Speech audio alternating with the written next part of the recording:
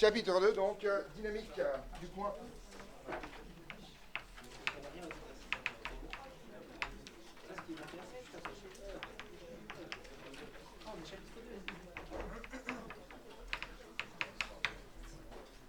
Alors, je mets du point, mais en fait, là, ce qu'on va apprendre en dynamique s'applique à peu près à tous les cas de figure. Il faudra juste réadapter un tout petit peu. Il y a des forces qui n'existent pas pour les points, typiquement Archimède, etc., etc. Alors, avant de commencer, je vais essayer de dézoomer un peu pour pour faire comprendre un peu comment marche le pattern un peu en physique, parce que au bout de ce troisième chapitre, si vous voulez, vous commencez à avoir un peu une vision d'ensemble. Et en mécanique, ça va être vraiment très tranché et très visible. En gros, tous les chapitres qu'on a vus jusqu'à présent, les parties qu'on a vues jusqu'à présent, plus exactement, donc l'optique, l'électrocinétique et la mécanique qu'on est en train de voir, ont exactement le même genre de structure. On définit d'abord le vocabulaire, d'accord, les concepts qu'on manipule. Donc en optique, c'était les rayons, les systèmes centrés, les axes focaux, etc., etc. En électrocinétique, c'était intensité, tension, maille, nœud, etc., etc., d'accord. Et ensuite, on essaie d'inventer des lois qui relient ces trucs-là, d'accord. Pour les chapitres précédents, la quantité de vocabulaire à apprendre et les lois impliquées étaient suffisamment peu nombreuses pour ne pas faire une différenciation nette entre les deux. Même si vous dézoomez sur les structures du cours, c'est exactement ce qu'on a fait à chaque fois. On a fait une première partie pleine de définitions, une deuxième partie pleine de théorèmes, et ensuite des cas d'application sur comment on branche les deux. Donc, globalement, alors je vous informe que tous les chapitres seront structurés à peu près comme ça, la thermodynamique faisant un peu exception parce qu'on mélange très vite les diverses choses, puisque c'est une discipline dont les définitions sont directement fonctionnelles. En mécanique, vous avez énormément de choses à apprendre en cinématique, et pour l'instant, on a vu donc que le vocabulaire. On a vu que le formalisme, on ne sait rien faire pour l'instant. On n'a aucune idée des causes du mouvement, d'accord. Donc on sait juste décrire le mouvement quand il a l'intention d'exister, quoi. Voilà. Donc vous savez décrire un mouvement circulaire, un mouvement rectiligne, un mouvement uniforme, vous connaissez vos systèmes de coordonnées, etc., etc. Vous avez un gigantesque effort de mémoire à faire, si vous avez commencé à vous y coller, ce dont je doute un peu, vu les échéances de demain, mais c'est tout à fait naturel, mais en tout cas, je vous incite fortement à vous y coller le plus rapidement possible, parce que l'effort de mémoire est très élevé, en plus du fait que c'est conceptuellement pas forcément simple, d'accord, globalement. Okay. Et en plus du fait que tout le formalisme, toutes les capacités formelles que vous avez accumulées depuis le début de l'année peuvent repopper à n'importe quel moment dans un exercice de mécanique. Dérivation, intégration, complexe, équation différentielle, tout ça est susceptible de repopper sans aucune forme de problème, puisque je vous rappelle que l'intégralité de tout le formalisme que vous avez vu depuis le début de l'année, mis à part l'optique, c'est lié aux équations différentielles. Or, comme les équations de la mécanique sont par essence des équatifs d'ordre 2, bon bah, tout ce qu'on a vu sur le sujet va se refoutre dans cette histoire. D'accord. Donc aujourd'hui, pas que aujourd'hui, mais dans les prochains cours, cette semaine, on va donc voir la dynamique, c'est-à-dire en fait la partie, alors vous pouvez littéralement appeler ça la partie de droite des équations. En fait, quand vous allez écrire les équations en mécanique, vous avez littéralement la partie de gauche qui est la cinématique, l'accélération, la vitesse, ben voilà. Et vous avez la partie qui sont les forces, les actions, etc., etc. Et on va voir les théorèmes pour brancher les deux ensemble, qui sont les théorèmes de la mécanique. Les théorèmes de la mécanique, il y en a 3, pour le coup. Et les avatars, divers et variés, mais il n'y en a que 3. D'accord. Et d'ici décembre, on en verra un, que vous connaissez déjà, qui est que, alors vous connaissez la forme pour bébé, mais on va voir la forme pour adulte, qui est que la dérivée de la quantité de mouvement est égale à la somme des forces. Et si vous avez des profs consciencieux, c'est peut-être comme ça que vous l'avez vu. Et en général, vous apprenez la version masse constante, qui est m égale somme des forces, qui revient littéralement au même. D'accord. Nous verrons ensuite, à la rentrée, ou peut-être un peu avant Noël, les théorèmes énergétiques, c'est-à-dire le théorème de la conservation d'énergie. Voilà. C'est le deuxième. Et ensuite, on fera là au deuxième semestre le théorème du moment cinétique, qui est le dernier. D'accord. Le premier concerne la translation des objets. Le deuxième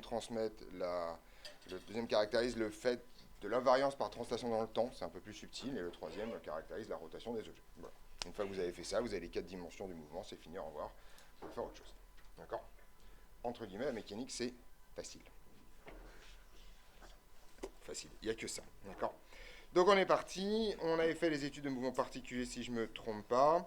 Et on avait fini par le mouvement circulaire uniforme, ce qui nous permet maintenant de passer à la suite. Et on commence toujours un chapitre par une équipe qui espère gagner en tout cas, à savoir des définitions.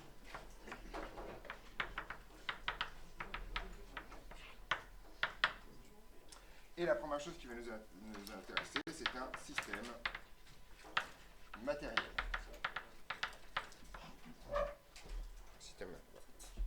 Ou un système, plutôt système mécanique, on va faire ça.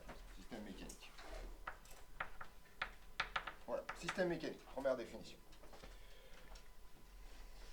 Alors, un système mécanique possède une grandeur qu'on appelle une masse, d'accord. Alors, il n'y a pas de définition de la masse, hein, c'est un truc, c'est pas définir ça, on se rend compte que tous les objets en ont et qu'on peut les égaler sur une balance. Mais à part ça, ça existe, voilà. Soit ça existe, toujours positif, ça existe, voilà. Donc les plus curieux et curieuses d'entre vous, plus exactement, savent que c'est probablement lié à l'interaction du boson de Higgs avec le champ scalaire gravitationnel, mais on ne sait pas trop comment ça marche. Ça existe, voilà. Point barre, d'accord. Donc, un système. Donc ça, c'est la définition la plus générale qu'on va avoir. Je vais réécrire presque la même parce que j'oublie toujours ce que j'écris d'un coup sur l'autre quand on fera la thermodynamique, mais c'est la même chose. Un système est une zone de l'espace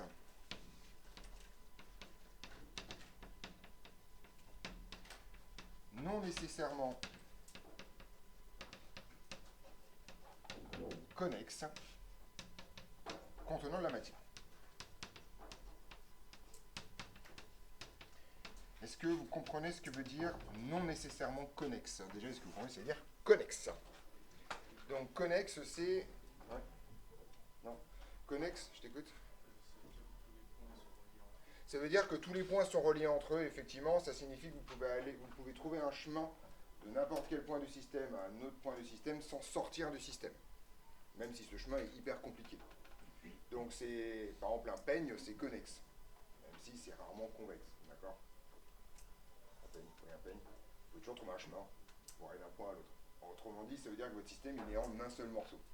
Et un système mécanique a le bon goût de pouvoir être en plusieurs morceaux. Vous pouvez faire l'union de deux systèmes, par exemple. Ça marche très très bien. Okay. Donc pour vous, majoritairement, on fera des systèmes connexes, d'accord, un objet simple. Mais vous pouvez vous dire que vous pouvez, par exemple, le système Terre-Soleil est un système mécanique, qui pour le coup est non connexe, puisque bah, ils ne sont pas collés l'un à l'autre, quoi, mécaniquement. D'accord? Voilà l'idée. Donc, propriété de base, qui est une propriété donnée par la nature pour le coup, tout système mécanique possède une masse totale, que je vais appeler petit m à partir de maintenant. Oui. Oui. Est-ce que entre la Terre et le Soleil, c'est de la matière? Non, bah non, c'est du vide, sinon il y aurait des frottements et ça tomberait. Du coup, là, la définition, c'est que tout au long de la matière. Oui, bah non, c'est pour ça que c'est pas dans le système. Et c'est pour ça que le système n'est pas connexe. Voilà, ça y est. Voilà. Tout système mécanique présente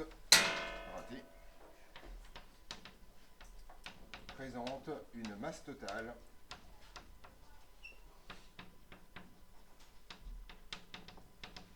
que je vais noter dans la suite petit m. D'accord? Cette masse totale peut être variable, a priori, si votre système est ouvert. D'accord? Dans le cadre du programme de MPSI-MP, nous nous limiterons à des systèmes de masse constante. D'accord? Donc, on se limite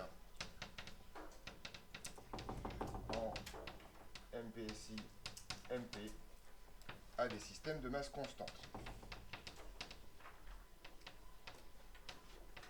Même si, en faisant l'extraction des sujets de mécanique de CCINP depuis 10 ans, je suis tombé sur des systèmes à masse variable. C'est guidé, bien sûr, mais...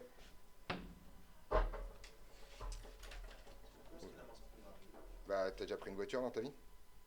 Bah, au début, il y a plein d'essence, puis à la fin, il n'y a plus d'essence. Bah, c'est variable. Voilà. Voilà comment on fait un système à masse variable. Voilà. C'est pas de l'énergie nucléaire bizarre, hein. C'est juste, à un moment donné, il y a des trucs qui se barrent du système de Brouette. C'est le caractéristique d'un système qui est ouvert, autrement dit, il va perdre de la matière. Voilà.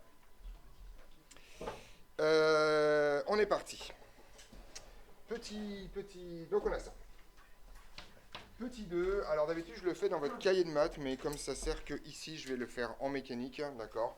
On va parler de quelque chose que vous auriez dû voir, que vous n'avez jamais vu, qui a disparu des programmes de mathématiques depuis depuis longtemps, s'appelle le barycentre. Effectivement, vous avez vu un truc pareil.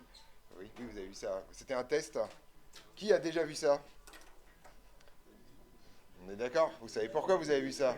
Voilà. Voilà, on est d'accord. Bon, maintenant que vous l'avez déjà fait, c'est terminé. Au revoir, je ne le fais pas. D'accord, ok. Donc,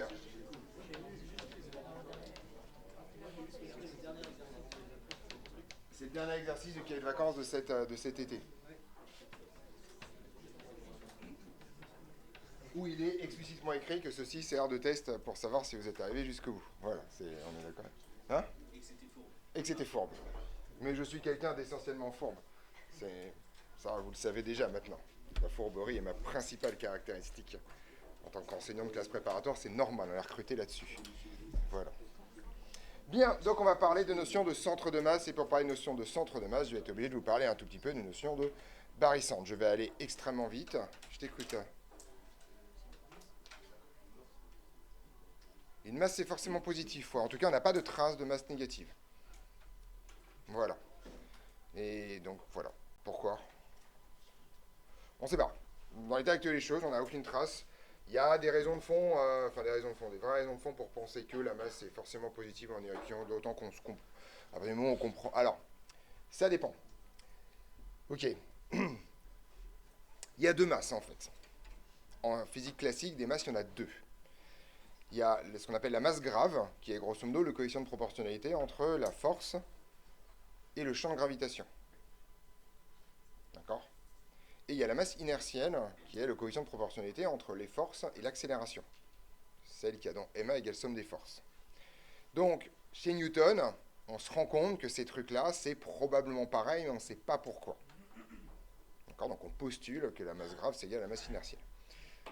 Quand Einstein arrive, Einstein dit mais en fait la gravitation ça n'existe pas, c'est pas une force, c'est une déformation de l'espace-temps, et donc grosso modo en fait c'est une accélération de la courbure spatio-temporelle, et donc c'est normal que la masse soit la même vu qu'en fait c'est tout simplement une correction à l'accélération. Et donc en relativité générale il n'y a pas de relation, il n'y a pas de différence entre les deux dans cette histoire. Ce qui n'explique à personne, alors pourquoi la masse est essentiellement positive, d'accord? Alors, la relativité raconte que l'énergie de masse, c'est mc carré, et que ça ferait effectivement un peu mal que m devienne négative. D'accord? Voilà. Donc, on a plein de raisons structurelles de penser qu'il est impossible qu'il existe des masses négatives. Comme d'habitude pour l'instant. Voilà. Mais ça, c'est de la physique, c'est normal. D'accord? Voilà. Donc, la masse existe. Mais par contre, moi, j'ai pas de définition de la masse à vous donner. Hein. Enfin, je peux vous dire, la masse, c'est la somme des masses de ses constituants, mais tu vois, j'ai juste gratté, j'ai gratté une étape là, tu vois, mais j'ai pas de définition à la masse, ça marche quoi. Ce truc-là existe et c'est terminé. Voilà.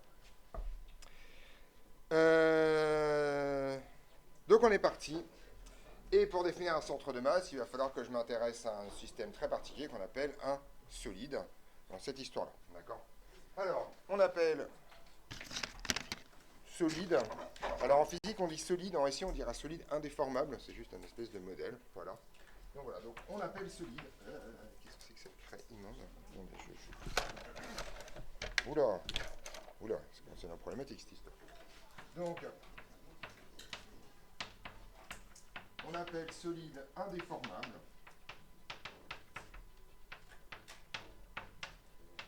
un système tel que, alors on va essayer de le définir proprement. Alors solide, un système, je vais donner un petit nom, je vais l'appeler S. Un système S tel que, quel que soit P1 et P2 appartenant au système, et bien en fait la norme du vecteur P1, P2 est égale à une constante. Autrement dit, si vous prenez deux points quelconques du système, et bien en fait leur distance ne change jamais. C'est la définition stricte d'un système indéformable. Encore, si vous imaginez l'histoire d'un système déformable, vous voyez qu'il y a au moins deux points dans cette histoire dont la distance va changer. Système indéformable, par contre, c'est un système qui est comme ça. On est d'accord?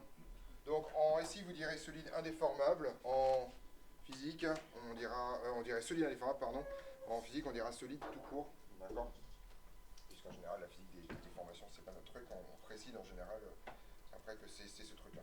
Ouais. Et donc on est parti, on va donc parler de centre de masse de cette histoire. D'accord? Et donc je vais commencer à partir d'abord d'une distribution discrète de points. On va voir un peu ce qu'on fait ensuite. D'accord? Soit alors une distribution, enfin plutôt, je vais faire ça. Soit alors un système constitué de n points.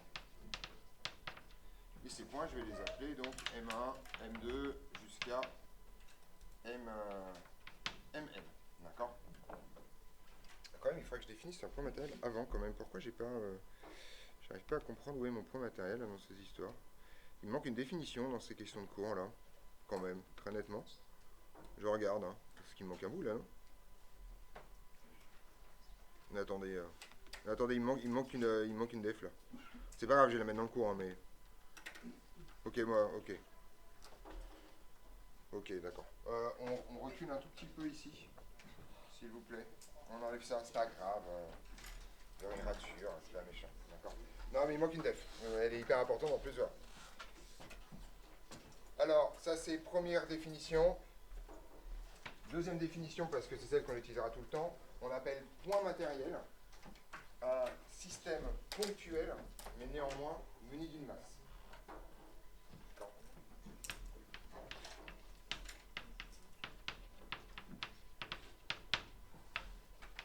On appelle point matériel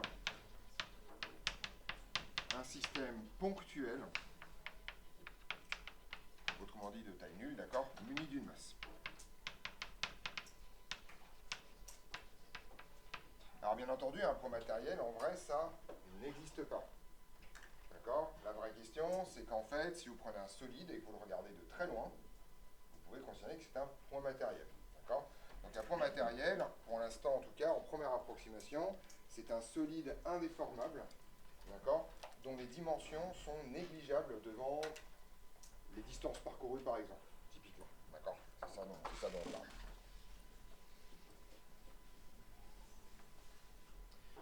Donc en fait, ça c'est vraiment le truc qu'on utilise tout le temps. Donc, ceci est un modèle, ceci modélise en fait un solide indéformable,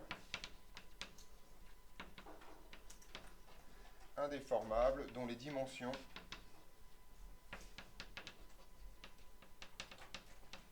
sont petites devant les distances parcourues par exemple. On verra qu'on peut aussi modéliser des systèmes, des solides. Voilà. Donc c'est à ça que ça sert un point matériel. Par exemple, si vous regardez le système solaire dans son ensemble, eh bien la Terre est un point matériel avec une approximation exceptionnelle. D'accord? Globalement, je vous rappelle, 12 000 km de diamètre devant 150 millions de kilomètres en distance Terre-Soleil, c'est-à-dire à peu près 6 fois ça pour la distance parcourue, pour ce qu'on a à peu près 1 milliard de kilomètres, vous êtes bien. D'accord. Voilà. Oui. Dans une projection, on peut toujours associer un point matériel à un système ou pas? Tu vas perdre des choses si ton système est en rotation ou si ton système a des déformations. Il va te manquer des bouts globalement. Après, tu veux dire que ce que tu perds est négligeable dans ces histoires-là. D'accord. En tout cas, ce qu'on va démontrer, mais ça va attendre la fin de l'heure. Ce qu'on va prouver ici, c'est que si tu as un 6 solide en translation pure, alors tu peux toujours le décrire comme un point matériel, de façon non rigoureuse. Et tu peux l'étudier sans aucune forme de problème avec ça. Voilà, c'est ça l'idée. Voilà.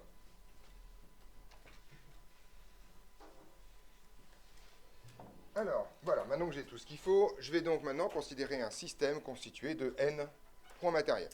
Voilà, ça se rappellera pas. Soit alors un système constitué de n points matériels. Et ces n points matériels, je vais les noter comme ça, hein, grand M1, donc un point. Alors, je peux peut-être même les appeler, est-ce que je les appelle P? Ouais, je vais les appeler P1, M1, P2 avec la masse M2, etc., jusqu'au point Pn avec la masse M1 10N. D'accord, voilà l'idée. Donc grosso modo, votre système, c'est des points, quoi. Voilà, vous avez P1 ici, vous avez P2 là, vous avez P3 ici, voilà. Et ces trucs-là se baladent dans tous les sens. Vous avez un système qui est compliqué, qui n'est pas connexe du tout, puisqu'à priori, vous n'avez pas de lien entre les deux. D'accord. Voilà. C'est un ensemble de particules. Et l'idée est la chose suivante, c'est que là, on prend une définition mathématique, mais on va l'appliquer directement à ce qui nous intéresse en physique. On appelle centre de masse, le point qu'on note en général G, d'accord? Donc, on appelle centre de masse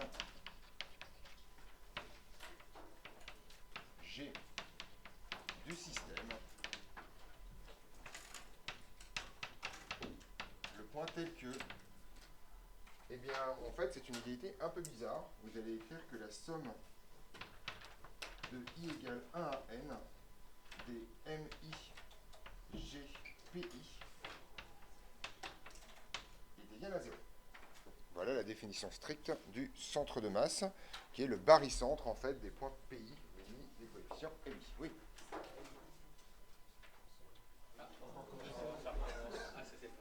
Ok. Bon, c'est pas grave.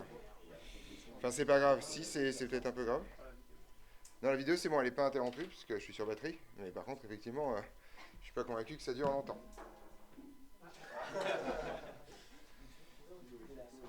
Pardon? Bah, pourquoi? Je comprends pas. C'est la somme de I égale 1 à N des MI GPI. Le vecteur GPI. Bon. C'est pas grave, je vais essayer de baratiner sur ce truc-là avant. D'accord?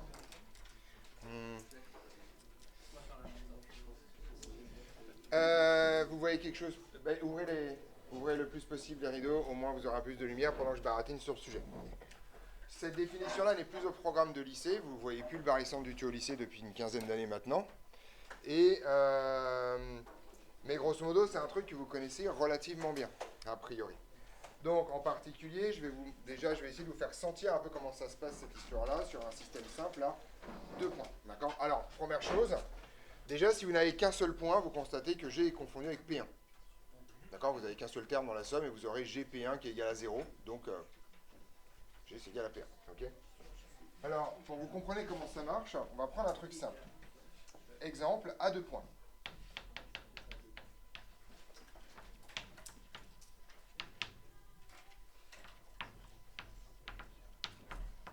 Si vous avez 2 points, vous avez donc votre point P. C'est quoi ces craies là? Qui tombent en miettes là.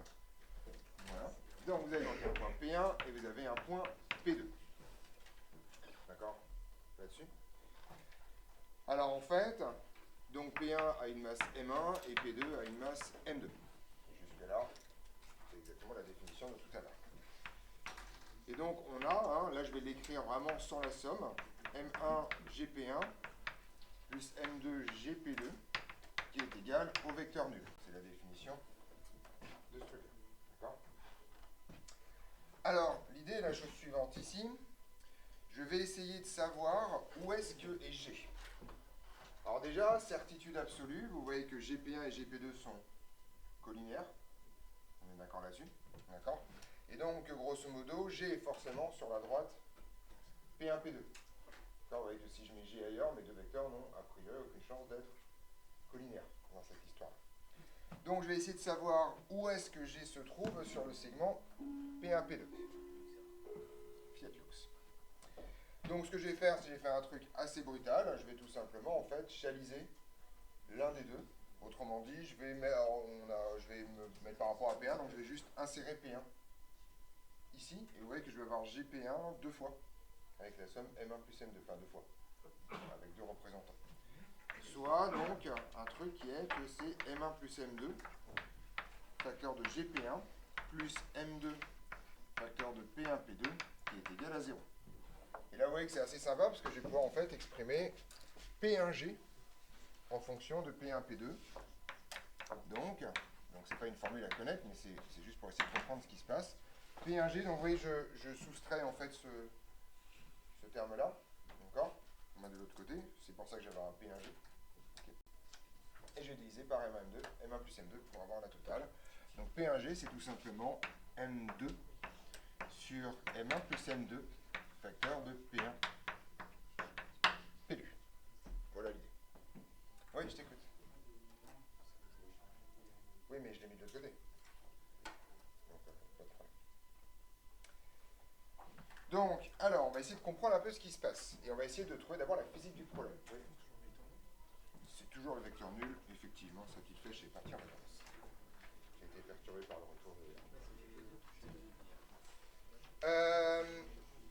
alors, on va toutes et tous regarder cette formule droit dans les yeux.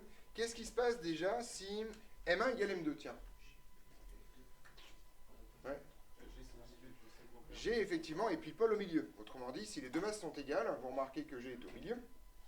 Vous remarquez également qu'il a sa position donc, indépendante des masses. Ça fait deux masses très lourdes ou deux masses faibles. Grosso modo, tout se simplifie dans cette histoire. D'accord? Donc, l'idée, c'est qu'on sent bien qu'il y a une histoire de position d'équilibre. Qu'est-ce qui se passe si, par exemple, M2 est plutôt petit? Ouais. Il sera effectivement plus proche de P1. Vous voyez que si M2 est petit, vous allez pouvoir négliger M2 devant M1 au dénominateur, et vous allez avoir un rapport M2 sur M1 qui sera petit devant 1, et donc en fait votre point G sera plutôt proche de P1. Vous remarquez qu'avec des masses, le G est forcément entre mes points extérieurs. D'accord? Vous voyez que ce truc-là, là, est forcément compris entre 0 et 1. Ça vaut 0 quand M2 vaut 0, ça vaut 1 quand M2 tend vers plus l'infini. D'accord? Et sinon, le numérateur est forcément plus petit que le dénominateur, et le fait que l'ensemble soit positif est trivial. Donc, petite remarque, comme je ne fais pas un cours complet sur les barycentres, je ne l'ai pas écrit, surtout qu'ici, ça ne s'applique pas. Mais si vous voulez faire un barycentre, il faut que la somme des coefficients soit non nulle. Sinon, en fait, vous n'avez pas de définition univoque du barycentre. Avec des masses, forcément, il n'y a pas de problème, vu que c'est toujours des trucs strictement positifs. Quand on va faire des barycentres de charge en particulier, on va avoir des problèmes. Donc, voilà. On est d'accord sur ce truc-là. Donc en fait, finalement, vous avez une espèce de point qui se balade à l'intérieur du segment et qui, en fait, il y a une raison pour laquelle ce truc-là est utile, c'est que vous sentez bien que c'est probablement le point d'équilibre de votre tige si vous mettez le poids. Enfin, ça, il s'avère qu'on a un théorème, c'est que le poids s'applique toujours au centre de masse de votre système. D'accord? Ça se démontre, on ne le fera pas, mais ça se démontre assez facilement, pour le coup. Et donc l'idée, c'est qu'en fait, le centre de masse, c'est donc, si on généralise, un point qui sera toujours à l'intérieur du système et qui sera toujours attiré vers les zones les plus denses du système. Plus que lourde, je préfère le mot dense, d'accord? Comment dire. Donc en gros, si vous prenez, je ne sais pas, les haltères, mais qu'il y en a un qui est manifestement plus lourd que l'autre, le centre de gravité sera décalé vers les zones les plus lourdes. C'est probablement la seule chose que vous avez à savoir sur les barycentres pour essayer de comprendre ce que ce truc-là est. D'accord? Alors, c'est vraiment dommage que vous n'ayez pas fait ça, parce que c'était un excellent moyen à l'époque de réaliser toute cette géométrie de collège. Puisqu'on pouvait tout redémontrer avec des barycentres, en particulier des trucs comme la droite des milieux, la position du centre de l'isobarycentre d'un triangle, avec l'intersection des médianes, etc. D'accord? Tous les théorèmes que vous avez croisés au collège et que vous avez littéralement virés dès que le cours était terminé. D'accord? Ça a fait de bon goût de vous remettre un peu tout ça dans le crâne. D'accord? Voilà. Donc, les deux théorèmes qui m'intéressent. Donc, on a trois théorèmes associés au barycentre que je vais vous donner. D'accord? Là, c'était juste histoire de vous faire sentir un peu la physique du problème. Et en fait, surtout que vous compreniez que c'est quelque chose qui est relativement palpable. D'accord? Donc, on y va. De manière générale, donc, je vais quand même écrire ce que je veux dire. Donc, on voit que, quand même, il faut l'écrire. On voit que G appartient au segment M1, M2. G est d'autant plus proche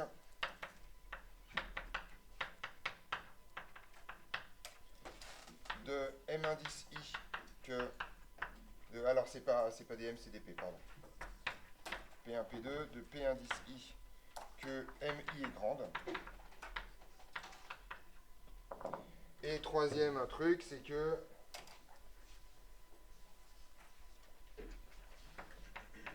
si M1 est égal à M2, G est au milieu de P1, P2. Alors, pour les plus friands de vocabulaire, ce truc-là, ça porte un nom qui s'appelle l'isobarycentre. Un barycentre où tous les coefficients sont les mêmes, ça s'appelle l'isobarycentre, il n'y en a qu'un seul. Voilà. compliqué en l'occurrence. Donc, en généralisant,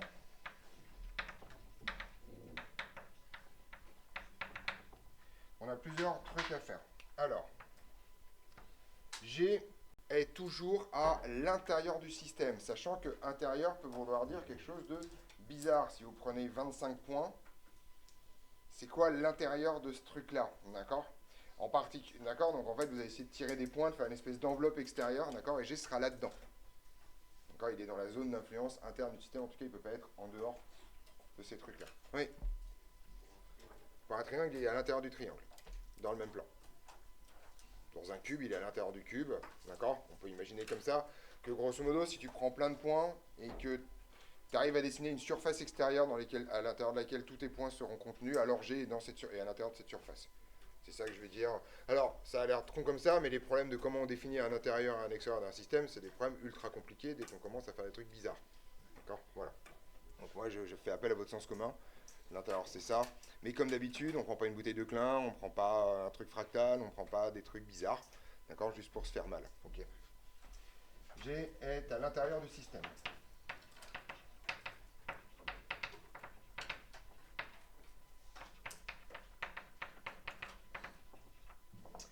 Deuxième point, si le système est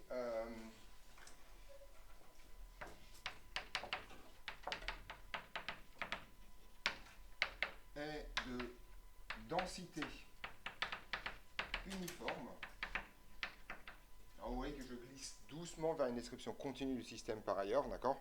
Ce qui veut dire que tous vos points ont la même masse, d'accord? Ou que n'importe quel petit volume a la même masse, d'accord? Alors G est au centre géométrique du système.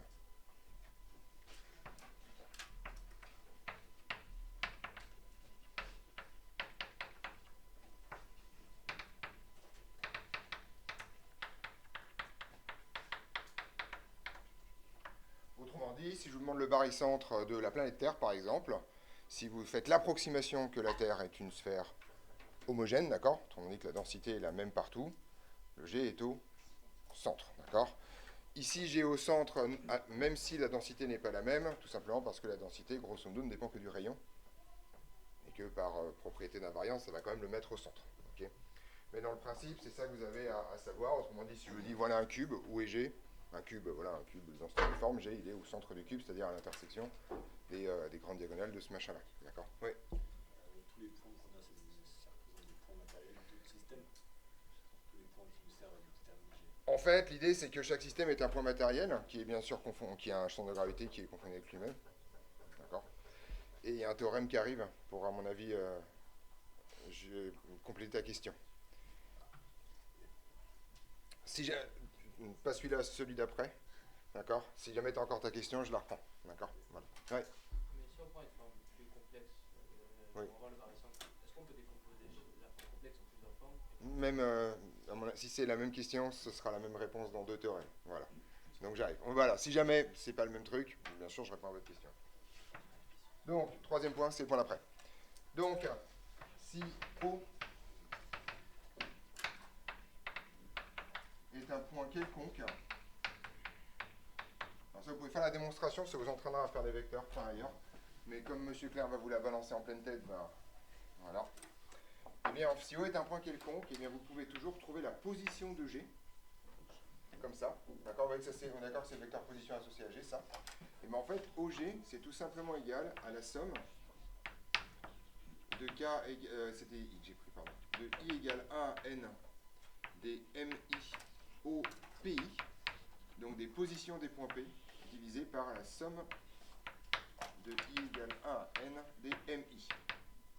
Autrement dit, la masse totale de votre système. Donc ça, pour information, ce truc-là, c'est la masse totale. Je mets la vraie formule, pas de panique. Si on a du temps, on reviendra dessus en janvier. D'accord? C'est donc l'intégrale triple sur le volume de votre système de OP D3V associé au point P, multiplié par la densité volumique au point P, divisé par la masse totale.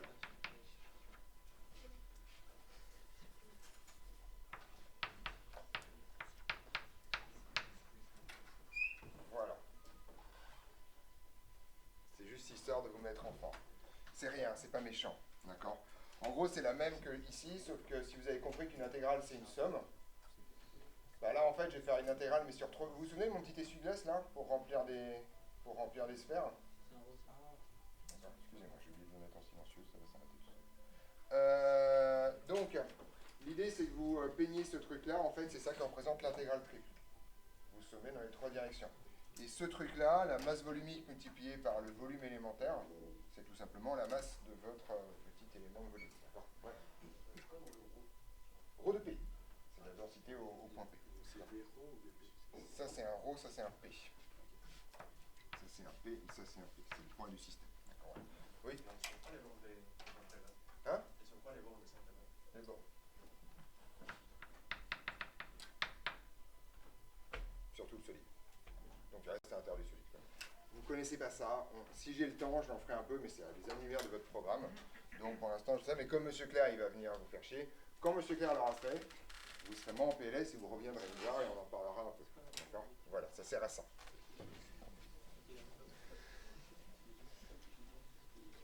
Théorème d'après. D'accord? C'est ça qui m'intéresse.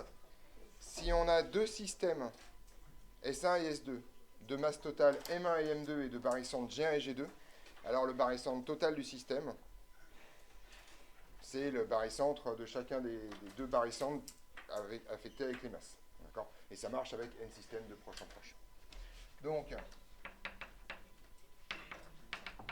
si deux systèmes S1 et S2 ont pour masse totale grand M1 et grand M2. Enfin, je vais mettre des petits parce que sinon... M1 et M2. Et pour barycentre, et pour centre de masse, pardon.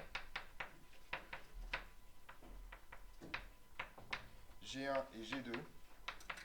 Alors, le centre de masse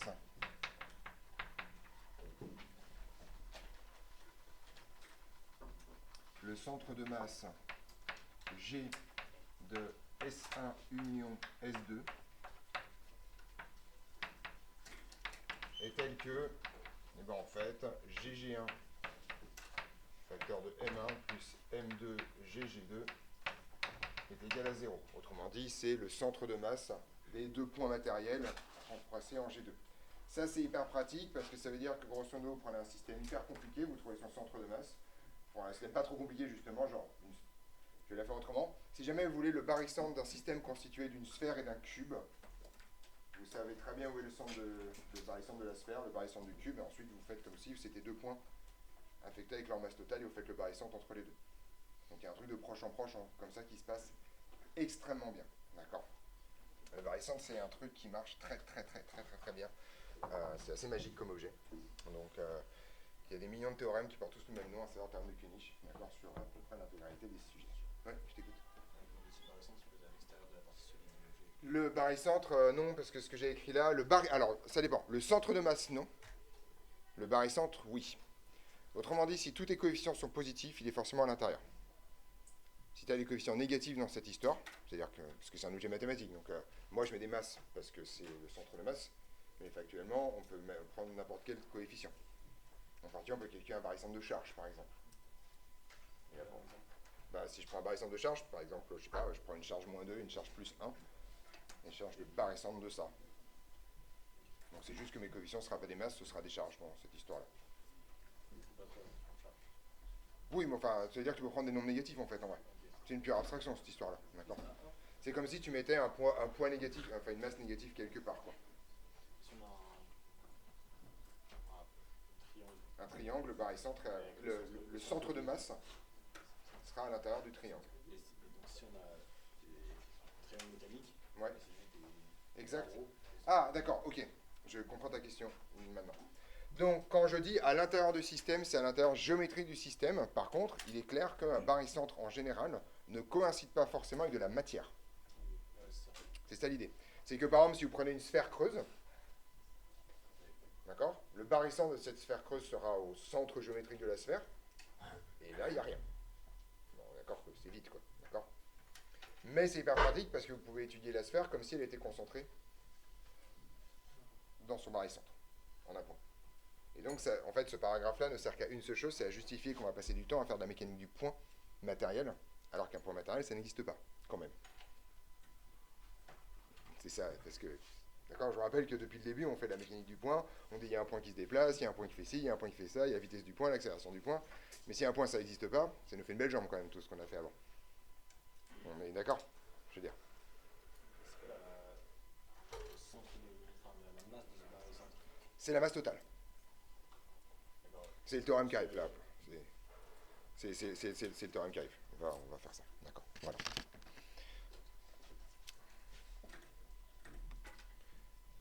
Voilà. Donc là, je le fais ici sans aucune forme de problème. Voilà. Donc ça, c'était mon petit paragraphe. Et je vais réussir. Je vais m'arrêter là sur le centre de masse. J'en aurai besoin dans un peu de temps. Fin de ce paragraphe-là. Petit 3, c'est ça? Voilà. Oui, il a déjà oublié où il est, c'est pas... C'est bon, petit 3? On valide. Petit 3. Donc là, je pose un peu mes définitions diverses et variées. Ensuite, on va partir un peu sur les descriptions du mouvement. Action mécanique.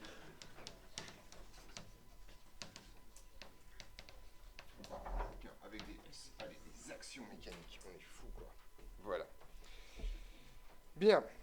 Alors, le but du jeu, c'est d'essayer de trouver une modélisation fonctionnelle de comment est-ce qu'un système bouge sous l'action de l'extérieur. Le problème, c'est que l'action de l'extérieur, on ne sait pas trop ce que c'est, d'accord? Vous pouvez avoir des actions, donc des actions, vous en connaissez, si on fait un petit résumé, vous en connaissez beaucoup, finalement. C'est de l'intégralité de la liste des forces que vous avez dans votre polycopier sur un sujet dont j'espère que vous avez commencé quand même au minimum à le regarder. D'accord, voilà. Donc il y en a une que vous connaissez très bien parce que vous vivez avec depuis que vous êtes petit, puisque sauf exception, personne n'est allé dans la Station Spatiale Internationale jusqu'à présent. D'accord, c'est la gravitation, d'accord. Autrement dit, quand vous trébuchez, vous vous cassez la gueule, et ça arrive à tous les coups. Il n'y a aucun problème dans cette histoire. Il faut bien vous rendre compte à quel point vous avez confiance dans le fait que ça ne s'éteint jamais. Je veux dire, vous rentrez chez vous, vous posez un truc sur la table, vous vous dites pas, c'est bon, est-ce que le truc n'est pas au plafond? D'accord, voilà. En sortant de chez vous, vous ne demandez pas sur quelle paroi vous allez marcher. En mode, ok, c'est quoi la gravitation, c'est quoi son sens aujourd'hui. D'accord, donc ça c'est celle que vous connaissez le mieux. Et en fait, celle que vous connaissez également le mieux, c'est toutes les actions de contact. En fait, quand vous posez un truc sur une table, vous faites aussi confiance dans le fait que ça ne va pas passer à travers. D'accord, et donc autrement dit, il y a quelque chose. D'accord, vous voyez que là ça tombe, puis là ça tombe plus. Donc il y a quelque chose. Alors soit vous pensez à des choses qui annulent la gravitation.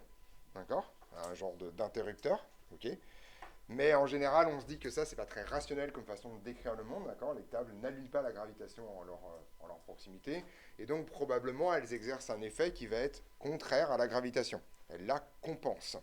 Ouais. Théoriquement, est-ce qu'on peut être attiré par quelque chose de très lourd sur Terre? Oui, oui, bien sûr. On est attiré vraiment. Bah, attiré avec une force qui est faible. Je te rappelle que la Terre, ça fait 10 puissance 24 kg. Donc si tu as envie de concurrencer la force de gravitation, il va falloir que tu prennes un peu de poids quand même, sans offense. Hein. D'accord, voilà. Ça va en faire des boîtes de choc à pic, je vais te dire. Voilà. D'accord. Donc, cela étant, la façon dont on a déterminé la constante de gravitation utilise ce truc-là. Ce qu'on appelle l'expérience de Cavendish, qui date de la fin du XVIIIe siècle, où on utilise des sphères très lourdes, et on mesure la force d'attraction entre ces trucs-là. Et on se fait chier. Parce que c'est pas facile. C'est une très belle manip, l'expérience de Cavendish. C'est assez incroyable. Ouais. Non, non, pas à l'échelle macroscopique, non. Tu peux, hein. Enfin, si tu penses à l'effet tunnel, par exemple, ouais, si tu te jettes sur un mur de briques, en l'espace de à peu près 1 milliard, 2 milliards, 2 milliards, 2 milliards de fois le temps de l'univers, t'as peut-être une chance de pas mourir, quoi. Mais on va se calmer avec ça, quoi. En vrai, non. Voilà, en vrai, non. De passer à travers, ouais. Bah, il y a forcément une configuration où ça marche, quoi. Au minimum, je parle sans même parler de mécanique quantique, tu vois. Mais bon, factuellement, ça marche pas. Voilà. Donc, vous jetez pas sur les murs pour voir si ça marche à travers, ça ne marche pas. Mais vous le savez, vous avez pas un cours de mécanique pour ça, je veux dire. Enfin, j'espère, d'accord. Voilà. On est d'accord là-dessus. Il y en a d'autres que vous connaissez également, qui sont en fait toutes les actions de pression. D'accord, donc là, pour vous, la pression, c'est quelque chose que vous ne connaissez pas beaucoup. Par contre, dès qu'il y a du vent, vous subissez les forces de pression. D'accord, Le fait que la pression devant est plus forte que la pression derrière parce qu'il y a moins d'air, puisque vous faites opposition à la circulation de l'air. Voilà. Il n'y a pas de force de dépression, hein, ça n'existe pas. Hein. Juste pour information, un aspirateur, ça n'aspire pas. C'est juste que ça pousse moins d'un côté que de l'autre. D'accord? Et donc, c'est en fait, dans un aspirateur, c'est comme un balai. C'est l'air extérieur qui pousse les choses vers l'intérieur. Il n'y a pas d'effet de succion, c'est un truc qui n'existe pas en tant que tel dans ces histoires-là. Etc., etc. Donc, l'idée, c'est d'essayer de trouver une façon de représenter de façon universelle l'intégralité de ces actions, bien que leurs origines soient très diverses. Et ce dont on se rend compte, c'est que déjà, une action peut avoir une intensité variable. D'accord ? Autrement dit, vous savez que vous pouvez, par exemple, exercer un effort sur quelque chose pour le pousser, par exemple, une action de contact. Vous pouvez faire ça doucement, vous pouvez faire ça comme des brutes. D'accord ? Globalement.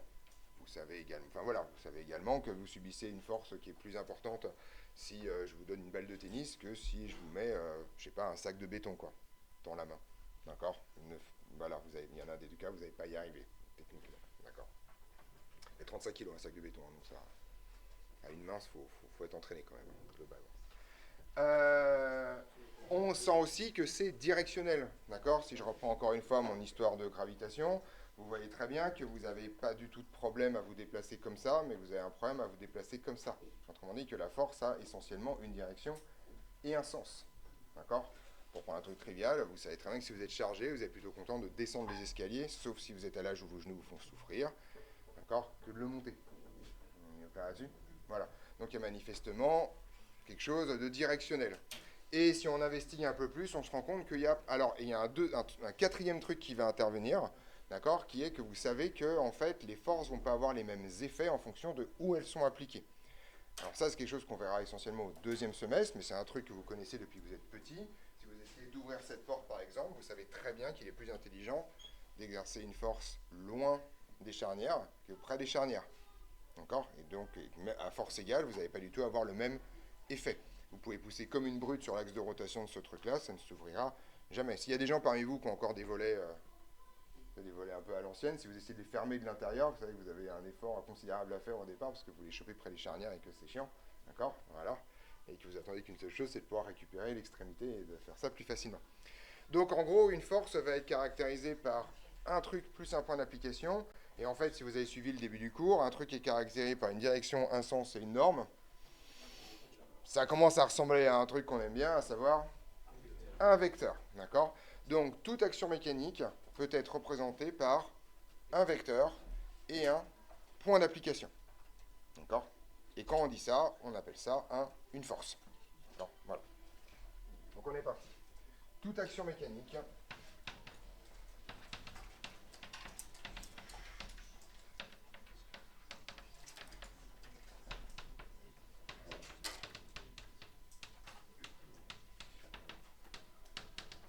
peut être représentée par un vecteur et un point d'application.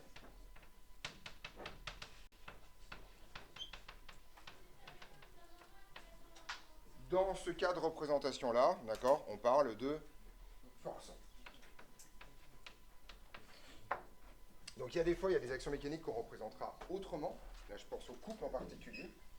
Mais, ou au moment aux actions où on va transformer un peu les choses, mais on parle alors de vecteur force. Ou plus généralement, de force de manière très générale. D'accord ?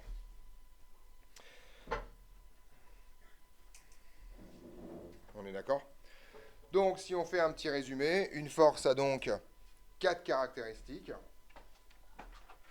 Une direction, un sens, une norme et un point d'application. D'accord ? Qui est le quatrième truc qui se rajoute en plus du vecteur. D'accord ? Une force a donc une direction, un sens, une norme et un point d'application. Donc vous voyez que par rapport au vecteur cinématique, il y a une caractéristique en plus qu'on va s'empresser d'oublier, enfin pas d'oublier, mais vous allez voir qu'il y a un truc qui va bien se passer, en tout cas dans le cadre de cette première partie. Voilà. Et les forces, donc c'est la première fois que vous voyez, alors c'est la première fois que vous voyez ça. Non. Il s'avère que vous avez en fait en physique une catégorie de grandeur, d'accord, un gigantesque paquet. Alors, plein de façons de classer les grandeurs en physique par ailleurs, mais il y en a une en particulier qui est extrêmement utile, dont on va parler maintenant, c'est le caractère additif des grandeurs.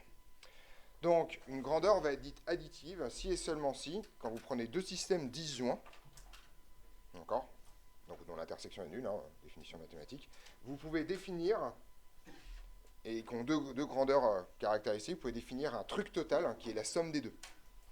Donc ça, par exemple, vous connaissez, vous savez que la masse, par exemple, c'est une grandeur additive. Vous savez que si vous prenez un système de masse M1 et un système de masse M2, vous pouvez toujours définir la masse totale comme étant la somme des deux. D'accord, ça ne vous choque pas. Vous savez que les volumes sont additifs. Vous prenez le volume d'un truc, le volume d'un autre truc. Si c'est, bien sûr, il faut que ce soit disjoint, mais vous savez que vous pouvez définir le volume total comme étant le volume 1 plus le volume 2. Et là, vous me dites peut-être, il y a peut-être est-ce que tout ne serait pas additif? Ben non. Par exemple, la température, c'est pas additif. Si vous prenez un truc à une température T1, un truc à une température T2, vous ne pouvez absolument pas définir la température totale comme étant la somme des deux. C'est débile, on est d'accord? Enfin, si vous prenez la température de votre four et la température de votre frigo, vous ne faites pas la somme pour vous dire que la température... Quoi? Enfin, ça n'a aucun putain de sens, on est d'accord dans cette histoire. Donc, il y a des grandeurs sur lesquelles ça n'a aucun sens, la température, la pression, la masse volumique, enfin, toutes les grandeurs dites intensives. Mais il y a un certain nombre de grandeurs sur lesquelles ça a un sens. D'accord? Et à chaque fois que vous pouvez avoir une grandeur additive, vous pouvez définir soit un concept de total quand c'est des grandeurs scalaires, soit un concept de résultante quand c'est des grandeurs vectorielles. D'accord? Et ça, c'est un mot que vous avez peut-être déjà entendu parler, le mot résultante des forces. Ça procède du fait que les forces sont des grandeurs additives. D'accord? Voilà. Donc on est parti. Donc ça, c'est un petit encart, mais qui servira beaucoup en thermodynamique, mais je le mets déjà là, comme ça, ce sera déjà dans votre tête. Une grandeur que je vais appeler grand X est dite additive si et seulement si pour deux systèmes disjoints S1 et S2, et bien en fait on peut définir X total qui serait égal à x de S1 plus x de S2. Voilà ce qu'on appelle une grandeur additive. Donc encore une fois, hein, si je vous donne des exemples, la masse, le volume, ça marche bien pour des choses que vous connaissez déjà.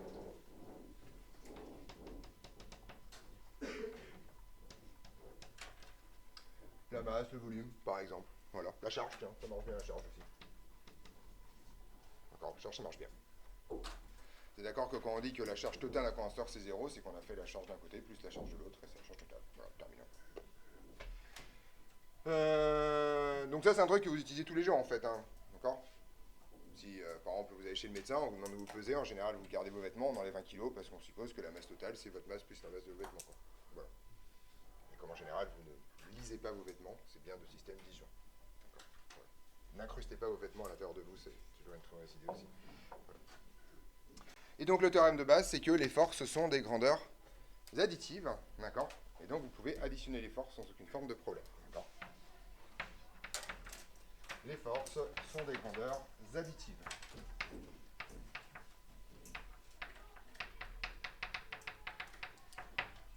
Et dans ce cas-là, la somme des forces qui s'exercent sur un système, ça s'appelle la résultante des forces.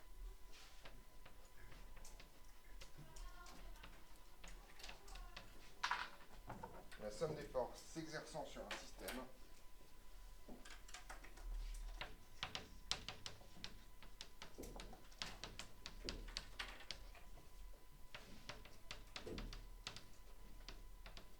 s'appelle résultante des forces.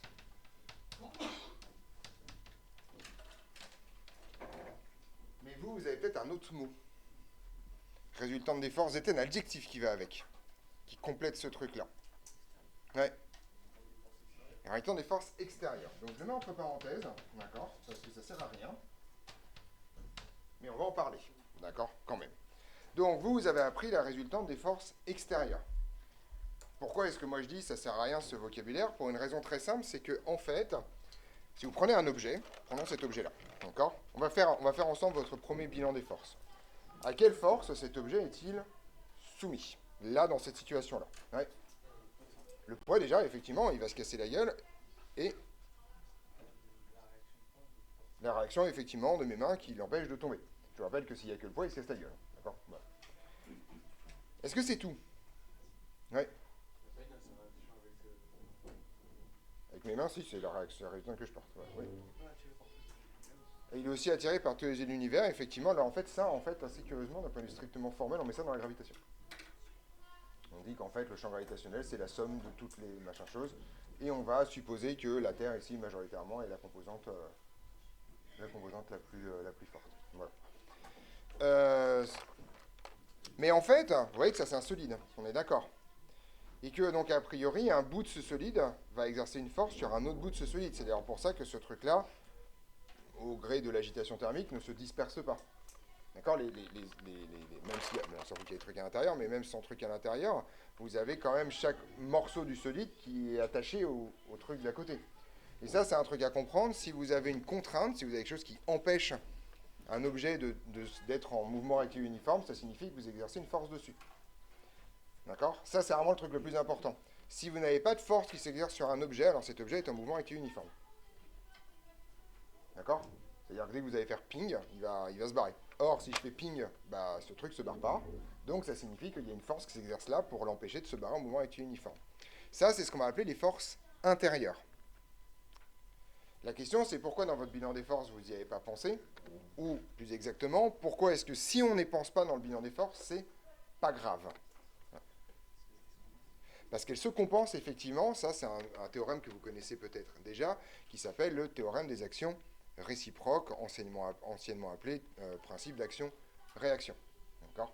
Le principe est simple, c'est que, et ça c'est un des trucs qu'on verra bientôt, c'est que si vous prenez un objet, la force exercée par, si vous prenez deux systèmes S1 et S2, la force exercée par S2 sur S1, c'est exactement l'opposé de la force exercée par S1 sur S2. Autrement dit, en interne, si vous comptez toutes ces forces-là, comme vous allez compter la force qu'exerce ce bout-là sur ce bout-là, mais vous allez aussi compter la force qu'exerce ce bout-là sur l'autre, autant vous pouvez couper ce truc-là en autant de morceaux ou autant de façons que vous voulez, vous allez de toute façon trouver zéro quand vous allez faire la somme des forces intérieures. D'où le fait que dans la résultante des forces, il est inutile de préciser extérieure parce qu'en fait, effectivement, vous pouvez faire une somme absolument d'une quantité astronomique de forces qui va donner zéro, sauf les forces extérieures. Oui. Du coup, le poids, la réaction sur quoi enfin, C'est pas vraiment intérieur le poids quand même. Hein. les deux, Non, mais ça n'a rien à voir. Le poids n'est pas extérieur à ça. Le poids, c'est la Terre qui est là. oui, Donc, par contre, si je prends le système stable. Terre, toute la Terre et ça, bah, il n'y a plus de poids. C'est fini. D'accord? Donc ça dépend essentiellement du système, d'où le fait que l'extérieur est important. D'accord. Ouais. Mais dans ce système, il n'y a pas aussi des forces réciproques contre les forces extérieures? Si, mais sauf que pour le coup, donc effectivement, ça c'est un truc rigolo, ce truc-là exerce une force égale et opposée à la gravitation terrestre. D'accord? C'est-à-dire que la Terre attire ce truc-là, et si vous avez déjà croisé la force de la formule de gravitation, vous savez que c'est tout simplement le produit des masses dans cette histoire-là. Et donc, effectivement, vous allez avoir la même force avec le produit des masses. Ben, on ne les prend pas en compte parce que la Terre ne fait pas partie de notre système. Donc, essentiellement, la définition des forces dépend essentiellement de la définition du système que vous avez prise. C'est pas dire que ces forces n'existent pas. C'est-à-dire que ce qui m'intéresse, c'est ce système-là en tant qu'objet. D'accord? Donc, vraiment, la notion de force extérieure, c'est plutôt des forces qui s'appliquent sur le système. D'accord? Sachant qu'effectivement, les seules forces qui peuvent s'appliquer sur le système ont une origine qui est l'extérieur de ce système. Un ressort, une réaction du support, la gravitation, n'importe quoi qui se balade. D'accord? Et effectivement, ce système va produire une force égale et opposée dans l'autre sens. Ça, il n'y a aucun problème sur le sujet. Par contre, comme on ne s'intéresse pas à l'autre système, ça ne nous intéresse pas dans le catalogue. C'est ça l'idée. Voilà, mais sinon, effectivement, ces forces existent sans problème. On est au clair là-dessus? Donc en gros, moi je dirais résultant des forces, tout simplement parce que ça ne sert à rien de préciser étant des forces extérieures, les forces intérieures de toute façon se compensant dans cette histoire. Petite remarque quand même, les forces intérieures se compensent, les moments des forces intérieures se compensent, la puissance non. Dans un système déformable, c'est pour ça que vous vous fatiguez si vous faites des mouvements alors qu'à l'arrivée vous êtes revenu au même endroit. D'accord? Vous êtes d'accord que si vous faites ça, vous n'avez que des forces intérieures qui se promènent là. On est d'accord, c'est pas les frottements d'air qui vous fatiguent dans cette histoire. Et au moins, vous allez être crevé quand même. Alors que il se passe rien, d'accord? Voilà. Je t'écoute. Si vous retournez la boîte comme ça, Si je fais quoi? et que vous enlevez votre main gauche, Oui. là, il y a le dessus qui tienne. Oui. Ça, c'est aussi considéré comme une masse extérieure. Ah oui, aucun problème, oui. Tant que je considère pas que mes... Si tu veux, c'est toujours... on peut... Là, on peut broder, hein, mais c'est important par ailleurs. Là, si je fais ça, si mon système, c'est la boîte, alors les forces extérieures, c'est... Bien sûr, la gravitation, ça ne change pas. Et c'est l'action que ma main exerce sur la boîte pour pas qu'elle se casse la gueule. Si je décide que mon système, c'est moi plus la boîte, alors cette force-là disparaît de la liste, c'est devenu une force intérieure. Par contre, j'ai la gravitation qui s'exerce sur moi aussi, et c'est le sol qui tient l'ensemble. Si par exemple je décide que mon système c'est juste ma main et ça, eh ben, je dois rajouter la force là qui fait que ma main ne se détache pas. D'accord? Je peux m'arrêter au coude en disant que voilà, d'accord? Donc en gros, la liste des forces dépend essentiellement du système que vous regardez. Ça paraît bien, mais c'est hyper difficile en fait à comprendre cette histoire-là. C'est juste un catalogue et vous regardez ce qui empêche le système de bouger librement. Ouais. Il y a des cas où les forces intérieures ne se compensent pas. Non, jamais. C'est vraiment, c'est le principe des actions réciproques, c'est impossible. Les forces intérieures se compensent toujours. Ouais. Je sais pas compris qu'on parle de force interne, c'est force. Les forces qui font que ce truc est insolide, qui se décompose pas en mouvement. D'accord? D'accord? Voilà, solide. Ouais. Que les forces intérieures se compensent. Oui. Pour un solide indéformable ou même pour tout objet? Pour tout objet, les forces intérieures se compensent. Pour tout objet, les moments des forces intérieures se compensent. Autrement dit, un objet sans action extérieure ne peut pas changer sa rotation globale ou sa translation globale. Autrement dit, pour les fans d'Elden Ring, le double saut, ça n'existe pas. Ça ne marche pas. Vous ne pouvez pas faire ça dans la vraie vie. Vous ne pouvez pas changer la trajectoire de votre centre de gravité sans action extérieure. Voilà. D'accord? Vous pouvez changer des parties de ça. D'accord? Vous pouvez changer la rotation, par exemple, si vous avez déjà vu des écureuils tomber. D'accord? En fait, en gros, vous utilisez une partie pour tourner dans un sens, pour vous mettre à tourner dans l'autre sens. C'est ce que font les écureuils et les chats avec leur queue.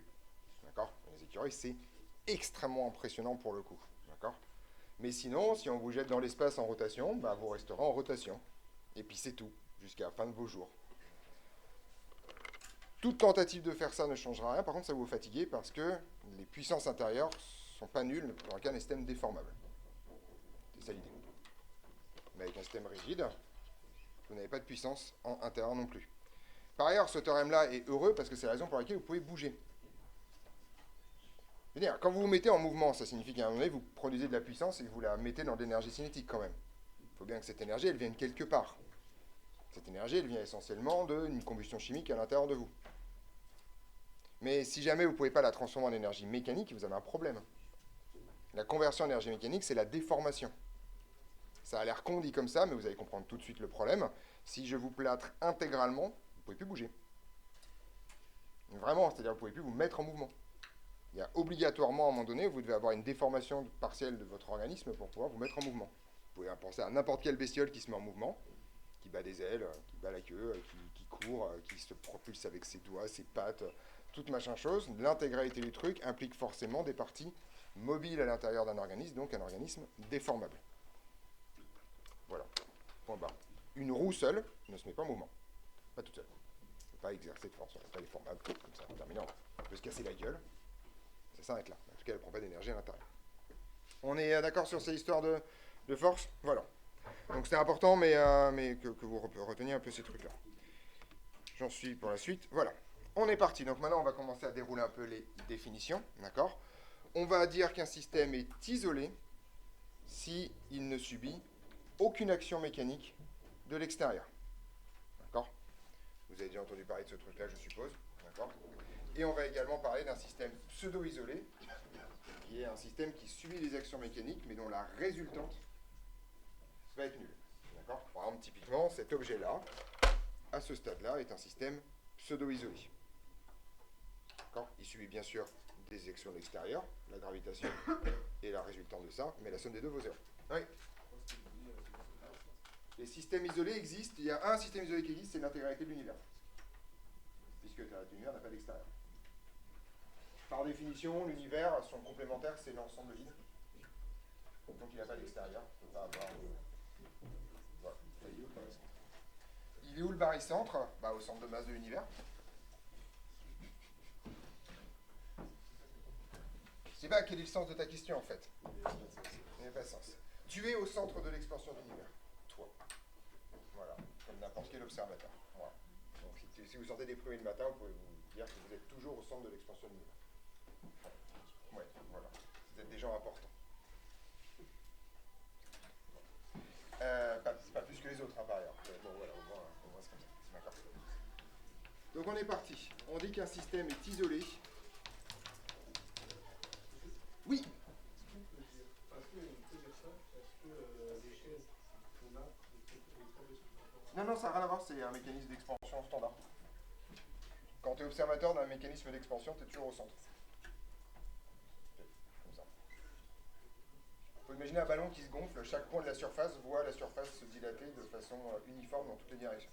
En 2D, s'entend. C'est la même chose en 3D. Voilà. Donc on dit qu'un système est isolé si et seulement si il ne subit aucune action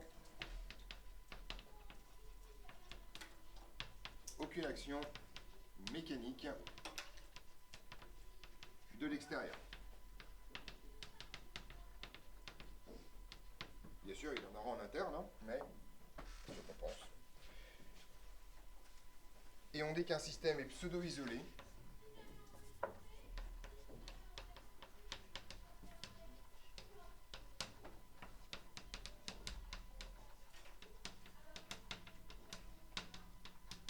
si et seulement si la résultante des actions mécaniques est nulle.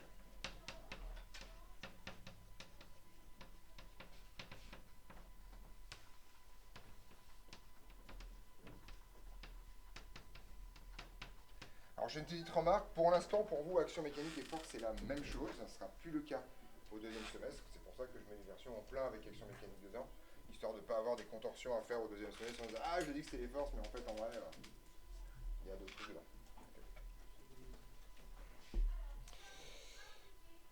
Voilà. Et donc vous avez un principe relativement fort, qui est le principe de l'inertie, mais qui maintenant se démontre, mais je pense que c'est important qu'on le pose aussi comme principe. D'accord? Un système pseudo-isolé a un mouvement rectiligne uniforme. C'est l'idée. Voilà. Donc tout système pseudo-isolé a un mouvement rectiligne uniforme. Et tout système pseudo-isolé immobile, comme sa vitesse reste uniforme et qu'à un moment donné sa vitesse est nulle, eh bien ça signifie qu'il reste immobile. Donc ça c'est un corollaire. Tout système pseudo-isolé immobile reste immobile. Et ça porte un nom. On parle de position d'équilibre.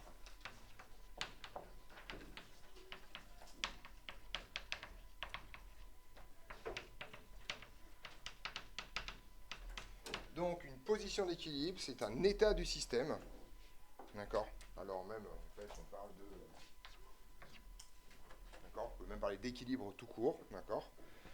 Mais un équilibre, c'est un état du système où votre système est à la fois pseudo-isolé, c'est-à-dire que la somme des forces s'exerce sur le niveau 0, et immobile. Voilà un magnifique système à l'équilibre. Il ne bouge pas et la somme des forces vaut 0. Oui. En fait, si vous vous souvenez, quand on a parlé des solutions des constantes des équations différentielles, je vous ai dit que ce truc-là, ça s'appelait parfois position constante, mais parfois aussi position d'équilibre. Vous commencez à le voir venir. En fait, en gros, les positions d'équilibre sont effectivement les solutions constantes des équations du mouvement. Voilà. C'est évident vu les propriétés générales d'une position d'équilibre. D'accord? Voilà. Alors, ce truc-là, ça porte un nom, ça s'appelle, alors ce machin-là, là, ça s'appelle le principe de l'inertie. D'accord? Tout ce truc-là. Ceci constitue le principe de l'inertie. Alors, quand même, par rapport à l'année dernière, je fais plus de rappel historique, parce que ça m'avait mis dedans au niveau de le respect du programme. Mais il faut bien que vous compreniez que le principe de l'inertie, c'est un truc qui a été découvert à peu près au XVIIe siècle, par Galilée, Huygens et consorts. D'accord? C'était pas du tout évident, en fait. D'une part, parce que des systèmes pseudo-isolés, en vrai, sur Terre, vous en avez pas. Soit ils sont immobiles, et quand ils se mettent à bouger, ils n'ont jamais un mouvement rectiligne uniforme, simplement parce que vous avez toujours la gravitation qui est là, que tous les objets ont une masse, et que donc, ce que vous constatez, c'est que les objets se cassent la gueule. Et donc, en fait, jusqu'à Galilée-Huygens, on pensait, conformément à Aristote, que le mouvement naturel des objets, quand, grosso modo, ils n'étaient pas soumis à plein de merde, c'était le cercle. Bah, tout simplement parce qu'on pensait que globalement, sur Terre, il y avait plein de problèmes et donc que les objets avaient des mouvements dégueulasses. Et donc, qu'est-ce qu'on a comme exemple d'objet qui n'est pas soumis à plein de trucs dégueulasses? Les planètes. Et que manifestement, ces trucs-là, ça tourne autour de la Terre, sans aucune forme de problème, ça se voit. D'accord? Donc, en fait, ça paraît pas, mais aujourd'hui, le principe de l'inertie est un truc qui est tellement dans la culture scientifique commune que c'est évident pour tout le monde, c'est absolument pas vrai. D'accord? C'est pas du tout simple à imaginer comme principe, c'est pas du tout un truc trivial dans l'observation générale. Vous avez probablement jamais vu un truc. Si, alors on vous fait des mobiles autoporteurs, des palets qui glissent sur de la glace, on vous dit ça c'est là où ça marche le mieux. Parce que oui, effectivement, quand vous faites glisser un truc sur de la glace, et bien globalement, la réaction du support et le poids se compensent, il n'y a pas de frottement, et sur une zone pas trop longue, ça marche. Sauf qu'il y a un problème. C'est que, par exemple, ce principe de l'inertie, il ne marche pas. Parce que si vous êtes en voiture, par exemple, et que tout d'un coup, la voiture freine dans le référentiel de la voiture, vous n'avez pas un mouvement rectiligne uniforme. En tout cas, si vous voulez maintenir votre mouvement rectiligne uniforme, il vous faut une force supplémentaire. Et ça, c'est un énorme problème parce que ça va vous définir des classes de référentiels. Il y a des référentiels où le principe de l'inertie fonctionne, on appelle ça des référentiels galiléens. Et des classes où le principe de l'inertie ne marche pas, ça s'appelle les référentiels non galiléens. D'accord? Nous, cette année, on travaille sur les référentiels galiléens, d'accord? Voilà, et on va aussi en parler un peu. On est d'accord là-dessus que ça ne fonctionne pas globalement? D'accord? Si vous êtes dans un...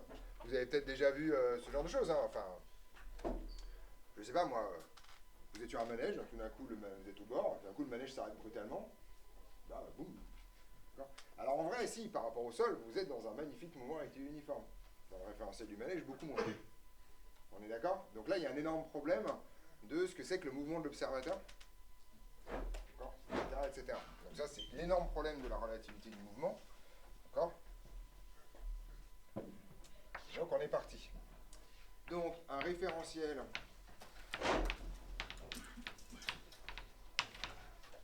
où le principe de l'inertie est respecté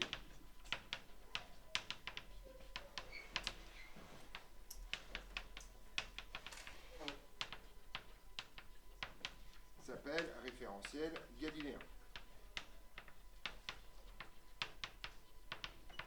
On a déjà eu cette conversation, si je ne me trompe pas, mais je crois qu'on n'avait rien écrit sur le référentiel galiléen. On en a parlé, mais je pense qu'on n'avait rien écrit dessus. C'est ça le... Voilà, c'est ça. Donc, l'idée est relativement simple. Il n'existe aucun référentiel galiléen accessible à l'expérience humaine. Voilà, simple. La mécanique postule, depuis Mach en particulier, que globalement, il en existe un quelque part, probablement attaché au centre de masse de l'univers. Mais comme on ne sait pas où c'est, on ne sait pas où c'est, d'accord? Globalement, ensuite, ce qui va caractériser, en fait, maintenant, on va traiter des référentiels, on va pouvoir considérer qu'ils sont galiléens, d'où votre espèce de petite phrase musicale, gna considéré comme galiléen, d'accord? Voilà. En fonction, en fait, du temps de l'expérience versus le temps de déplacement de ce référentiel par rapport à un hypothétique référentiel galiléen. D'accord?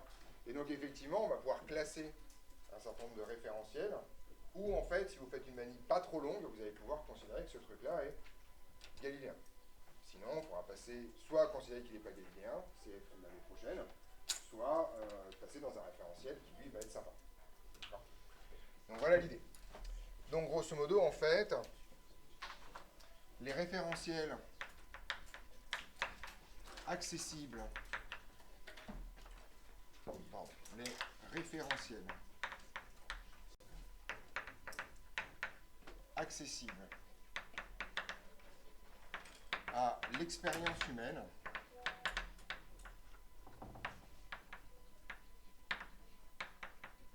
sont non galiléens.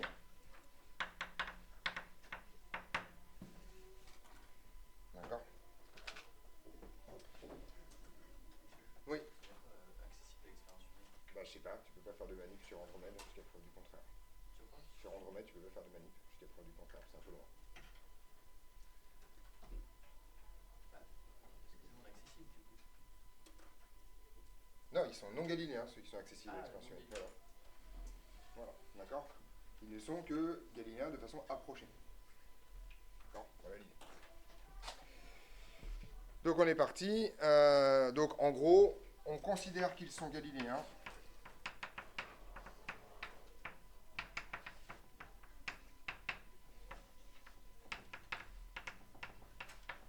si la durée de l'expérience, grosso modo, de l'observation,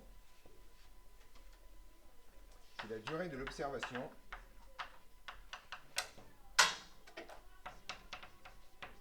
est petite devant la durée typique de déplacement du référentiel. D'accord? Donc, est-ce que vous connaissez, vous avez déjà croisé, j'ai pas envie de faire un truc trop long là, parce que quand même c'est un peu long pour dire que tout va bien se passer. Enfin en vrai, en fait, c'est ça que je fais là. Vous connaissez les référentiels, par exemple, le référentiel le plus galiléen accessible à l'expérience humaine, c'est le référentiel dit de Copernic, d'accord, qui est le référentiel qui est au centre de masse du système solaire. D'accord? Ce truc-là est galiléen sur des échelles temporelles extrêmement longues, hein, tout simplement parce que ce dont on parle comme mouvement du référentiel, c'est la rotation du système solaire autour, grosso modo, du centre galactique qui prend à peu près 250 millions d'années. Donc vous avez le temps de voir venir. Ensuite, vous avez le référentiel héliocentrique qui tourne autour de ce truc-là, puisque le centre de masse du Soleil bouge un peu. Et globalement, les temps impliqués ici sont les périodes de révolution des géantes gazeuses, à savoir Jupiter et Saturne. Donc là, on parle de plusieurs années. Le référentiel suivant, c'est le référentiel géocentrique, qui est situé au centre de masse de la Terre, où là, donc, grosso modo, une manip qui dure un temps inférieur à une année, ça va bien se passer, mais au bout d'un certain temps, on va finir par le voir. Ensuite, vous avez le référentiel terrestre, qui tourne sur lui-même en 24 heures, donc là, il faut que les manips aient des durées qui soient petites devant 24 heures, et puis après, bah, c'est terminé, en fait, puisque, grosso modo, c'est un peu le référentiel sur lequel on a... Ouais. Qu'est-ce qui va pas bien se passer si on dépasse? Ah bah, c'est pas très compliqué, tu vas avoir des pseudo-forces qui vont se mettre en branle, en fait. Enfin, les trucs vont pas aller tout droit, quoi. Un exemple de... Bah, les dépressions, par exemple, typiquement. Si tu prends une dépression dans l'air, tu prends un trou d'air, le vent, il va comme ça. C'est fini, il s'arrête, il coule. Il se met pas à tourner. Mais ce truc-là, il se met à tourner, factuellement. Les dépressions, ça tourne. Si tu as déjà vu une image satellite, le vent, dans les dépressions, il tourne dans le sens inverse des aiguilles du monde, quoi qu'il arrive dans l'hémisphère nord. Ça, c'est dû au caractère non galilien du référentiel terrestre. Parce que c'est des systèmes de formation sur des très très grandes distances, sur des temps très longs, et donc tu vas le voir. Voilà. Alors, ça, vous allez voir ça l'année prochaine beaucoup. Fun fact, par exemple, les voies ferrées sont toujours plus usées sur la rail de droite que sur la rail de gauche, si elles sont parcourues toujours dans le même sens par les trains.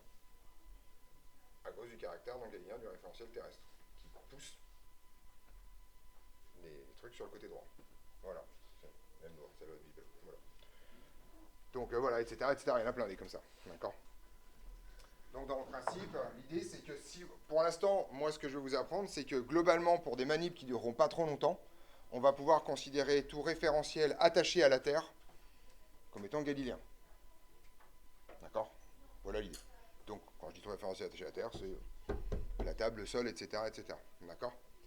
Donc, pour des phénomènes, on va faire un truc plus large, pour des phénomènes durant quelques minutes,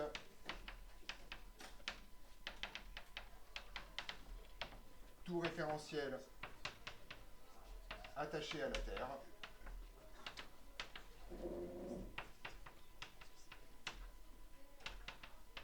peut être considéré comme galiléen.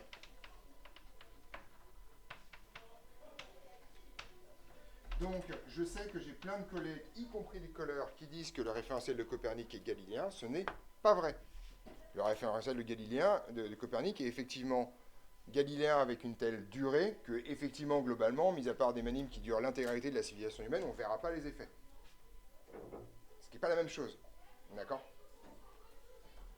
Okay. Donc, effectivement, de termes approchés, en pratique, vous pouvez considérer que le référentiel de Copernic est un référentiel galiléen, parce que, grosso modo, l'humanité aura probablement disparu avant qu'on commence à voir les effets du caractère non galiléen de ce référentiel. D'accord? Bah, le truc met quand même, encore une fois, 200 millions d'années à faire le tour. C'est-à-dire qu'il faudrait que vous ayez une manip de mécanique que vous suivez pendant plusieurs dizaines de millions d'années pour commencer à voir les effets du caractère non galiléen du bordel. Ça va aller. D'accord? Vous avez du temps. C'est juste ça. Tagadagada. Voilà. On est d'accord là-dessus? Petit 4, si je ne me trompe pas. Là, je ne sais plus où j'étais là. Le petit 3, c'est ça? C'était quoi le petit 3? Ouais, action mécanique et principe de l'inertie. Ok, c'était ça. Ça a un sens. Donc, oui. Petit 4, donc, translation d'un solide.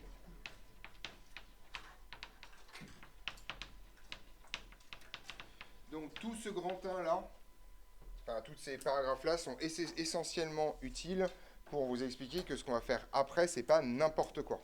D'accord? Et qu'on va réussir à faire des trucs simples sans perdre trop de trucs. D'accord? Donc, on prend un système qui est un solide, et que je reprécise encore que ce truc-là est indéformable. D'accord? Donc, soit un système, soit un solide indéformable, que je vais appeler donc grand S. Alors, on dit que ce solide est en translation si en fait... Alors, il y a plusieurs façons de définir la translation. Je vais essayer de vous faire sentir le problème. Donc, grosso modo, déjà, je reprends mon objet. Donc, bien sûr, pour vous, un solide en translation, c'est ça. Mais c'est pas que ça. Ça, c'est un solide en translation. Ça s'appelle une translation circulaire. Autrement dit, en fait, ça, c'est une translation. D'accord? Ceci n'est pas une translation. On est d'accord? Une translation, c'est un type de mouvement extrêmement particulier où il y a plusieurs façons de le voir, mais une des façons de les voir, c'est de dire que la trajectoire de n'importe quel point peut être déduite par une translation, cette fois un truc géométrique, de la translation de la trajectoire de n'importe quel autre point. Autrement dit, si vous faites ça, que vous tracez la trajectoire de ce point-là ou la trajectoire de ce point-là, à une translation près, c'est exactement les mêmes. Ça, c'est la version géométrique du problème. La version plus mathématique, mais qui, à mon avis, est plus efficace, c'est de dire, ok, si vous avez ce solide-là, qu'est-ce que vous pouvez dire à n'importe quel moment de la vitesse de ce point et la vitesse de ce point? C'est exactement les mêmes, d'accord? Et dès que vous allez avoir un truc comme ça, elles seront différentes, d'accord? Donc en fait, ça va être la définition d'un mouvement de translation pour un solide. Un solide est dit en translation, si et seulement si à n'importe quel instant, tous ces points ont le même vecteur vitesse. Voilà, qui peut changer avec le temps, mais par contre, le champ de vitesse, il est uniforme sur tout le solide. Voilà l'idée. Donc on est parti. J'avais une verte, voilà. S est dit en translation si et seulement si, quel que soit T, quels que soient deux points P1, P2 appartenant au solide, eh bien en fait, la vitesse du point P1 à l'instant T est égale à la vitesse du point P2 à l'instant T.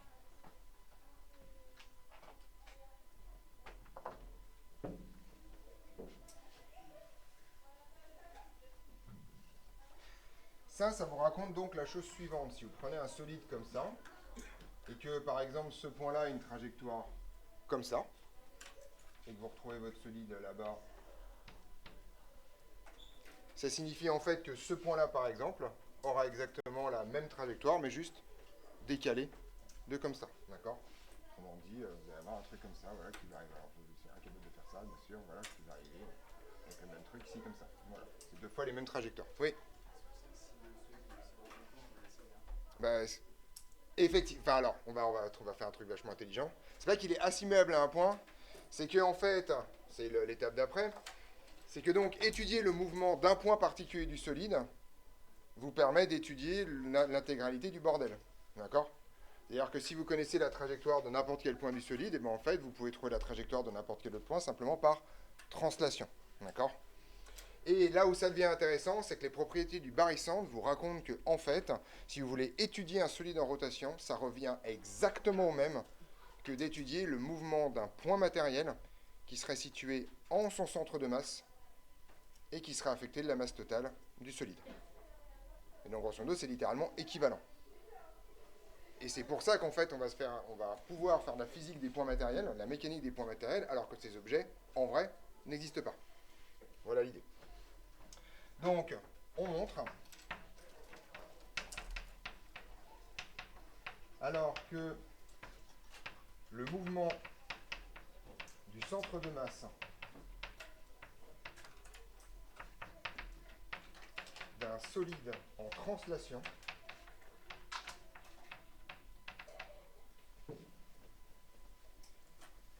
est celui d'un point matériel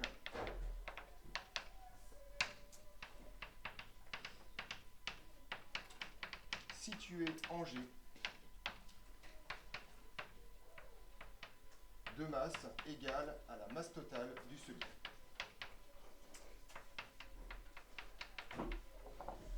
Autrement dit, tout système en translation peut être substitué en étude par un point matériel. D'accord? Et ça apparaît pas, mais c'est quand même quelque chose de très très important, parce que justement, ça nous permet de dire, ok, bon, on assimile la Terre à un point, et c'est pas parce qu'on pense que la Terre est un truc petit là, dans ce cas-là. C'est parce que la Terre, en fait, si vous oubliez qu'elle tourne sur elle-même, globalement, si vous n'étudiez que la translation de la Terre autour du Soleil, vous pouvez dire qu'en fait, ça, c'est comme son centre de masse, avec sa masse totale. Ce que vous avez perdu comme information, c'est la rotation. La Terre sur elle dans cette histoire-là.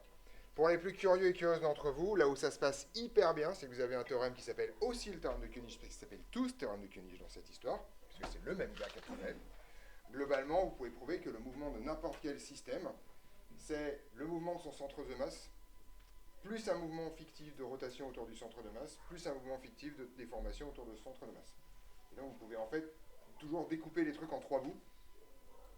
Et donc grosso modo, ça signifie que même si votre système tourne, vous pouvez l'étudier comme s'il était en translation, et ensuite rajouter l'ingrédient rotation derrière. Ce qui paraît pas cool quand même, globalement. C'est là où vous n'avez pas tout à vous récolter. Donc tout ceci pour vous raconter que l'étude de la mécanique des points matériels n'est pas complètement débile. Et c'est pas une approximation pour le coup. Ça va marcher dès que vous avez uniquement le mot de la translation qui vous intéresse. D'accord? Voilà, donc à quoi se ramène ça, voilà, on est parti. Et ça va me permettre de faire la dernière définition de cette histoire. On définit alors la quantité de mouvement d'un système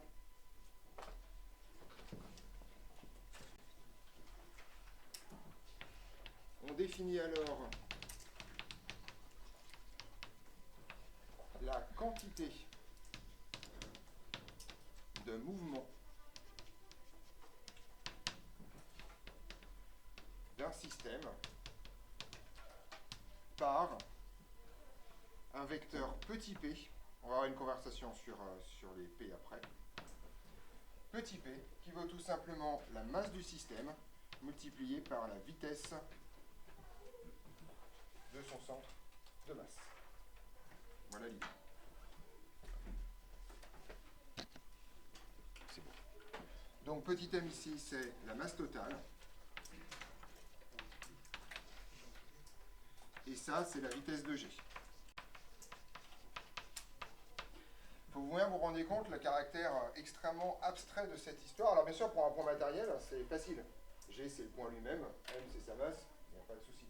Mais si on reprend notre exemple de tout à l'heure dans la conversation qu'on a eu avec Paul sur le fait d'avoir une sphère creuse, vous voyez que vous allez étudier le mouvement d'un truc qui n'existe pas quand même. C'est-à-dire, au centre d'une sphère creuse, il n'y a rien. Il n'y a pas de matière là. D'accord, mais vous allez quand même dire, bah, en fait, c'est comme si ma sphère, elle était compactée. Enfin, toute sa masse était compactée en ce point-là. Je vais l'étudier tranquillement, et puis après, bah, si j'ai vraiment envie de regarder le truc, bah, littéralement, je colle mon système autour de son centre de masse à chaque étape. Voilà. Donc, et ça va être vrai pour n'importe quoi, une voiture sur l'autoroute, ce que vous voulez, c'est en translation, il n'y a pas de problème, d'accord. Voilà, tant que. Enfin, si c'est à tout droit, globalement, d'accord. Voilà. Globalement, vous avez le centre de masse comme ça, vous le posez, puis après, vous reconstruisez la voiture autour, vous êtes content. Donc ça, c'est quand même plutôt cool. Voilà, on est d'accord là-dessus. J'étais dans définition, c'est ça? Eh ben, faut que je passe au grand 2, hein, si je ne me trompe pas. Ouais, oui, c'est le grand 2 maintenant. Ouais, c'est bon. Ouais. C'est une translation à partir du moment où tu considères que globalement c'est un point. Un point est toujours en translation puisqu'il ne tourne pas sur lui-même. Le pendule pesant, lui, ça dépend de quoi. En fait, c'est toujours pareil, ça dépend de quoi tu parles. Si tu prends un pendule, ce qu'on appelle un pendule simple, c'est-à-dire une ficelle avec un point au bout. Le système, c'est le point au bout. Quand c'est un point, ce point est en translation. Tout simplement parce que si tu appliques la définition en disant que quels que soient les points constituant ce truc, ils ont la même vitesse, bah, vu qu'il n'y a qu'un point qui constitue ce truc, bah, il a forcément la même vitesse que lui-même. D'accord, là, c'est le cas trivial de la translation. Par contre, si tu prends comme objet l'intégralité du pendule, c'est-à-dire la tige d'une certaine façon et ce qu'il y a au bout, ça, c'est plus du tout en translation. Puisqu'effectivement, la vitesse de ce point-là, c'est pas la même que la vitesse du point qui est en haut, qui tend vers 0. D'accord. Et là, c'est donc un mouvement de rotation autour de l'axe autour du point d'accroche. Si tu prends un disque et que ce disque, tu vois le truc, effectivement, ce ne sera pas un mouvement de translation. Par contre, tu vas pouvoir étudier la translation de ce truc. Attention, oui, c'est pas en translation, effectivement. S'il est attaché rigidement, d'accord. Donc voilà, par contre, tu vas pouvoir étudier la translation du centre de masse et après te poser les questions de comment ça se passe sur le disque. Voilà. Ouais. On peut toujours étudier la translation du centre de masse du système. En fait, là, dans ce cas-là, on pourrait prendre n'importe lequel, pour le coup. Mais si tu veux que les théorèmes marchent bien, on étudie toujours le terme du centre de masse parce que justement, ça te permet de découper le système en le mouvement de rotation et les autres mouvements, entre guillemets, qui vont se rajouter dessus. En gros, tu peux décrire n'importe quel système mécanique comme un point qui se translate et un truc qui tourne et qui se déforme autour de ce point-là. Le fait que la Terre tourne sur le Soleil, tu fiches qu'elle tourne sur elle-même, la Terre. En fait, pour la rotation de la Terre autour du Soleil, c'est exactement ça dont on parle. Pour le mouvement de son centre de gravité. Bien sûr, pour le mouvement de deux points qui ne serait pas le centre de gravité, tu vois que ça va changer. Mais au centre de gravité, ça n'a aucun impact. Non, si la Terre s'arrête de tourner, elle tourne de la même manière. Exactement. Pour le coup, si elle s'arrête... Enfin, en plus, il y a un problème de conservation du mouvement cinétique à un moment donné, mais d'un point de vue cinématique, voilà, ça change. S'il n'avait jamais tourné avec cette vitesse-là, ça changerait effectivement strictement rien au problème. Voilà. Le problème, c'est qu'une arrêt de la rotation de la Terre génère un frein. C'est-à-dire, grosso modo, comme la Terre tourne sur elle-même dans le même sens que le truc, si tu arrêtes la Terre de tourner, elle va tourner plus vite autour du Soleil. C'est juste une histoire. Ça, c'est ce qu'on appelle la conservation du mouvement cinétique. En gros, la rotation générale. C'est ce qui se passe quand tu piles en vélo avec la roue avant. La roue avant, ça arrête de tourner, donc toi, tu reprends le mouvement dans l'autre sens. Et ça arrive quand on est surtout enfant et qu'on fait moins de 50 kg. En général, après, ça se passe beaucoup mieux. Et voilà. Mais faire un soleil, c'est exactement ça. C'est ce qui se passerait avec la Terre. Puis à un moment donné, il faut bien que quelqu'un récupère la rotation. Donc, grand 2, on est parti. Oui, je t'écoute.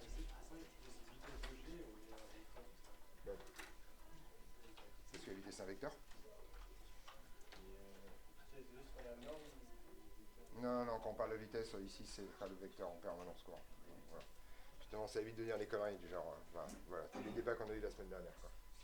Non, vitesse 6 mois, c'est vecteur vitesse, hein, il n'y a pas...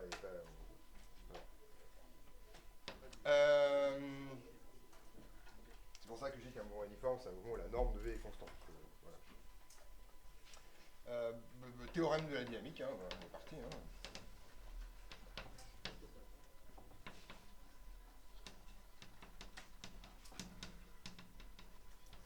Et on va parler de force. Bon, bah, je crois qu'il ne faut pas tourner autour du pot, hein.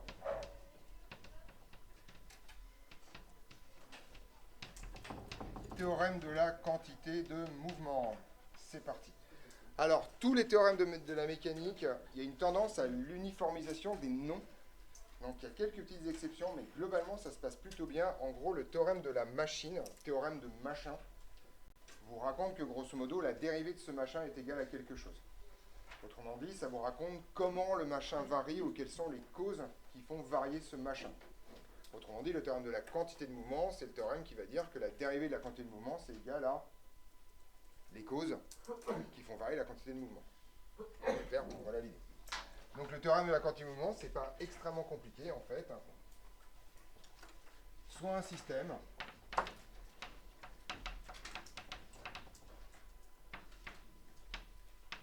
soumis à une résultante des forces.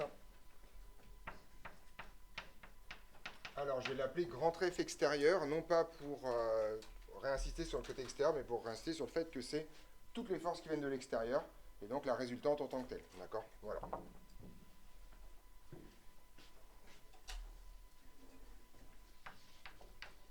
On a que la dérivée de la quantité de mouvement de ce système par rapport au temps est égale à la résultante des forces extérieures. Plus vieux théorème de la physique, sans aucune forme de problème. Voilà.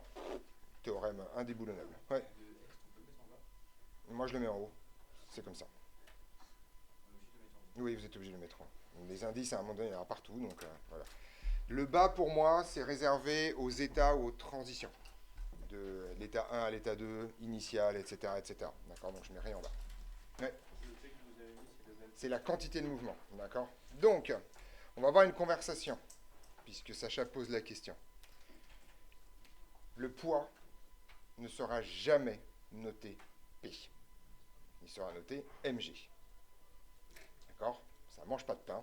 Donc, en physique, en mécanique en particulier, vous avez P vecteur qui est la quantité du mouvement, P non vecteur qui est la puissance, P non vecteur qui est la pression. Merde. Deuxième. D'accord ? Donc, il y a déjà trop de P dans cette discipline. On ne va pas en rajouter un. Donc, le poids, ce sera mg. Toujours. Donc, jamais je noterai le poids P. P comme ça avec un vecteur, forcément dans tout ce cours-là, c'est la quantité de mouvement. Voilà. C'est comme ça. Non, parce que sinon, là, pour le coup, c'est chiant. C'est un des problèmes des disciplines très vieilles, c'est qu'à un moment donné, on a des collisions de notation. Ouais.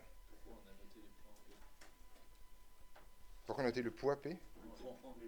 Ah ouais, il y a ceux-là aussi. Bah ouais, il y a ceux-là aussi, ouais. Parce que M, pour moi, c'est un poids matériel. Alors, donc, à l'intérieur d'un solide, j'appelle ça des P. Voilà. Et M, c'est le point résultant. Et P, c'est aussi le point coïncident, par ailleurs. Voilà, c'est comme ça. Non, mais c'est merdique. C'est vraiment un truc. Tout commence par P dans cette putain de discipline. Donc, on a des P partout. D'accord ? Voilà. Donc, ok ? Voilà. Alors, ce théorème-là, vous ne l'utiliserez quasiment jamais comme ça. En fait, parce que pour la majorité des cas qui nous intéresseront, on s'intéressera à des systèmes de masse constante. Autrement dit, quand vous dérivez le vecteur m vg, le m passe devant, d'accord ? Et donc, on a un corollaire de ça, c'est que si m est constante, ceci s'écrit que la masse fois l'accélération du point G est égale à la force extérieure.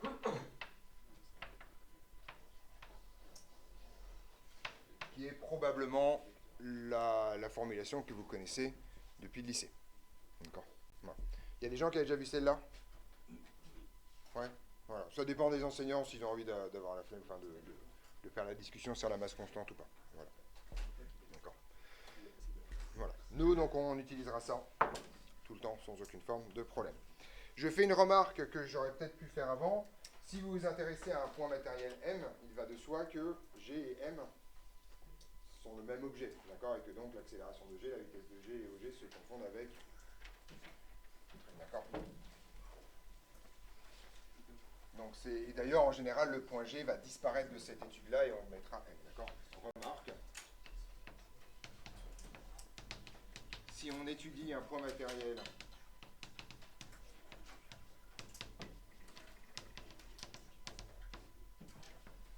grand M menu de la masse petit m, alors, eh bien en fait, OG c'est égal à OM. La vitesse du point G, c'est égal à la vitesse tout court. Et l'accélération du point G, c'est égal à l'accélération tout court. D'accord? C'est les mêmes qu'on a depuis le début, et puis donc on peut faire ça là-dessus. Donc en général, c'est ça qu'on utilisera. Et donc c'est une des raisons pour lesquelles, dans tous les exercices et dans tous les trucs que je ferai, je ne noterai jamais l'indice grand G ici. D'accord? Puisque de toute façon, le centre de masse d'un point matériel tout seul, bah, c'est lui-même avec la même masse, et on ne se pose pas de questions. On est d'accord là-dessus? Voilà l'idée. Alors maintenant, imaginons que vous avez un système complètement isolé. Autrement dit que la somme des forces extérieures vaut 0. D'accord? Donc ça vous raconte que l'accélération est nulle. D'accord? Et en fait, vous pouvez donc redémontrer le théorème de l'inertie grâce à ça. Parce qu'en fait, si la somme des forces extérieures vaut 0, le résultant des forces extérieures vaut 0, l'accélération vaut 0, et donc la vitesse, le vecteur vitesse est une constante. Et donc on a bien un mouvement rectiligne uniforme par définition du truc. D'accord. Donc en gros, ceci permet de retrouver le principe de l'inertie.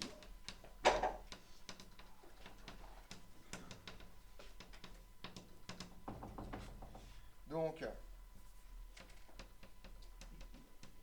F extérieur est égal au vecteur nul, est équivalent à dire que l'accélération est égale au vecteur nul, est équivalent à dire que le vecteur vitesse est égal à une constante. Bon, voilà l'idée. Et ce schéma sans aucune forme de problème. Vous êtes d'accord que c'est une équivalence sans problème, hein? Ça marche bien. Alors maintenant, imaginons que vous preniez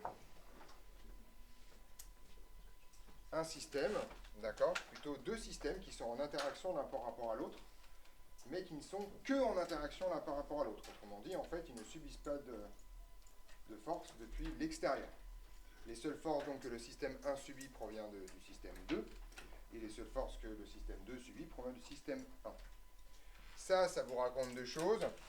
Un, que la résultante des forces extérieures vaut... Alors, grosso modo, ces deux trucs-là se voient, ils ont donc chacun un mouvement. D'accord? Donc, c'est l'histoire-là. Et vous savez que le mouvement du centre de masse de ce truc-là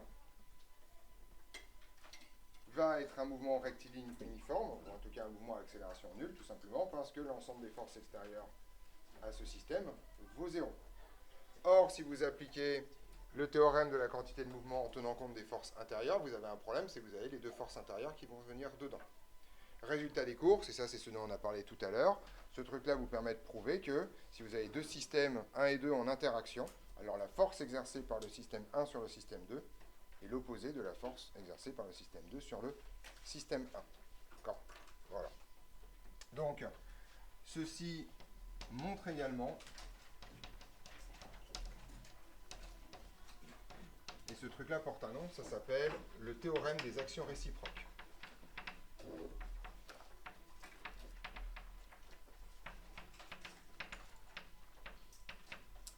D'accord. Le point, si deux systèmes S1 et S2 sont en interaction au sens étymologique du terme, c'est-à-dire qu'ils ont des actions réciproques, quoi. Sont en interaction, alors la force qu'exerce le système 1 sur le système 2 est égale à l'opposé de la force qu'exerce le système 2 sur le système 1. Voilà. Nous d'ailleurs, je dois répondre. Peut-être mais je m'attends aussi. Je les mets en haut. Ça m'évitera de faire des confusions. Voilà, c'est parfait.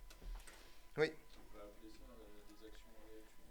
Alors, le théorème d'action-réaction, c'est un vocabulaire qui a disparu parce que ça sous-entendait un espèce de truc qui était que le système allait réagir à l'autre. Or, c'est pas ça du tout. C'est que ça, en fait, ça te montrait un truc très fort. C'est que si tu veux imaginer une formule pour une force d'interaction, elle est obligée de respecter cette symétrie.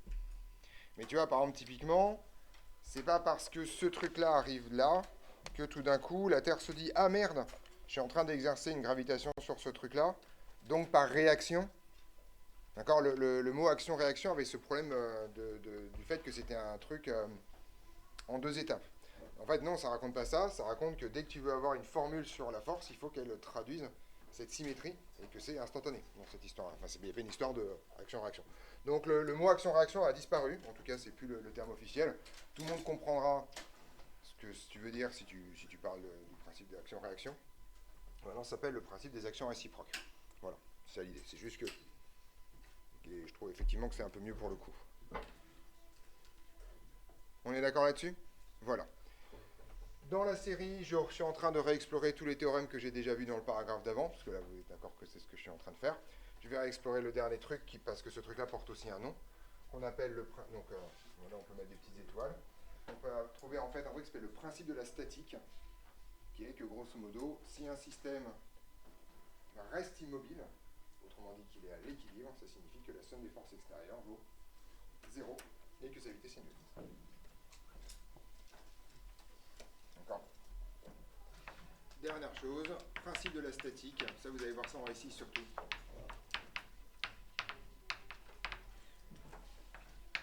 Si un système est à l'équilibre,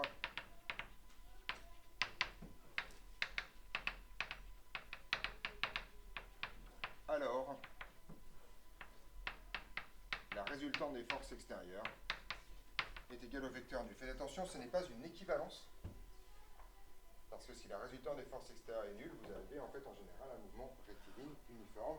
Il faut que vous ayez simultanément somme des forces égale 0 et vitesse nulle pour que vous restiez à l'équilibre. D'accord, donc faites attention, ce n'est pas une équivalence celle-là. Ça s'appelle le principe de la statique. On est d'accord là-dessus? Je vous laisse partir. Parce que là, on va commencer cette grande partie de liste des forces, d'accord, de zoologie, qu'on fera donc vendredi et samedi. Je vous rappelle que demain, vous n'avez pas cours de mécanique, mais vous avez DS d'électrocinétique. Si vous n'étiez pas au courant, je vous souhaite un bon après-midi. Voilà, d'accord.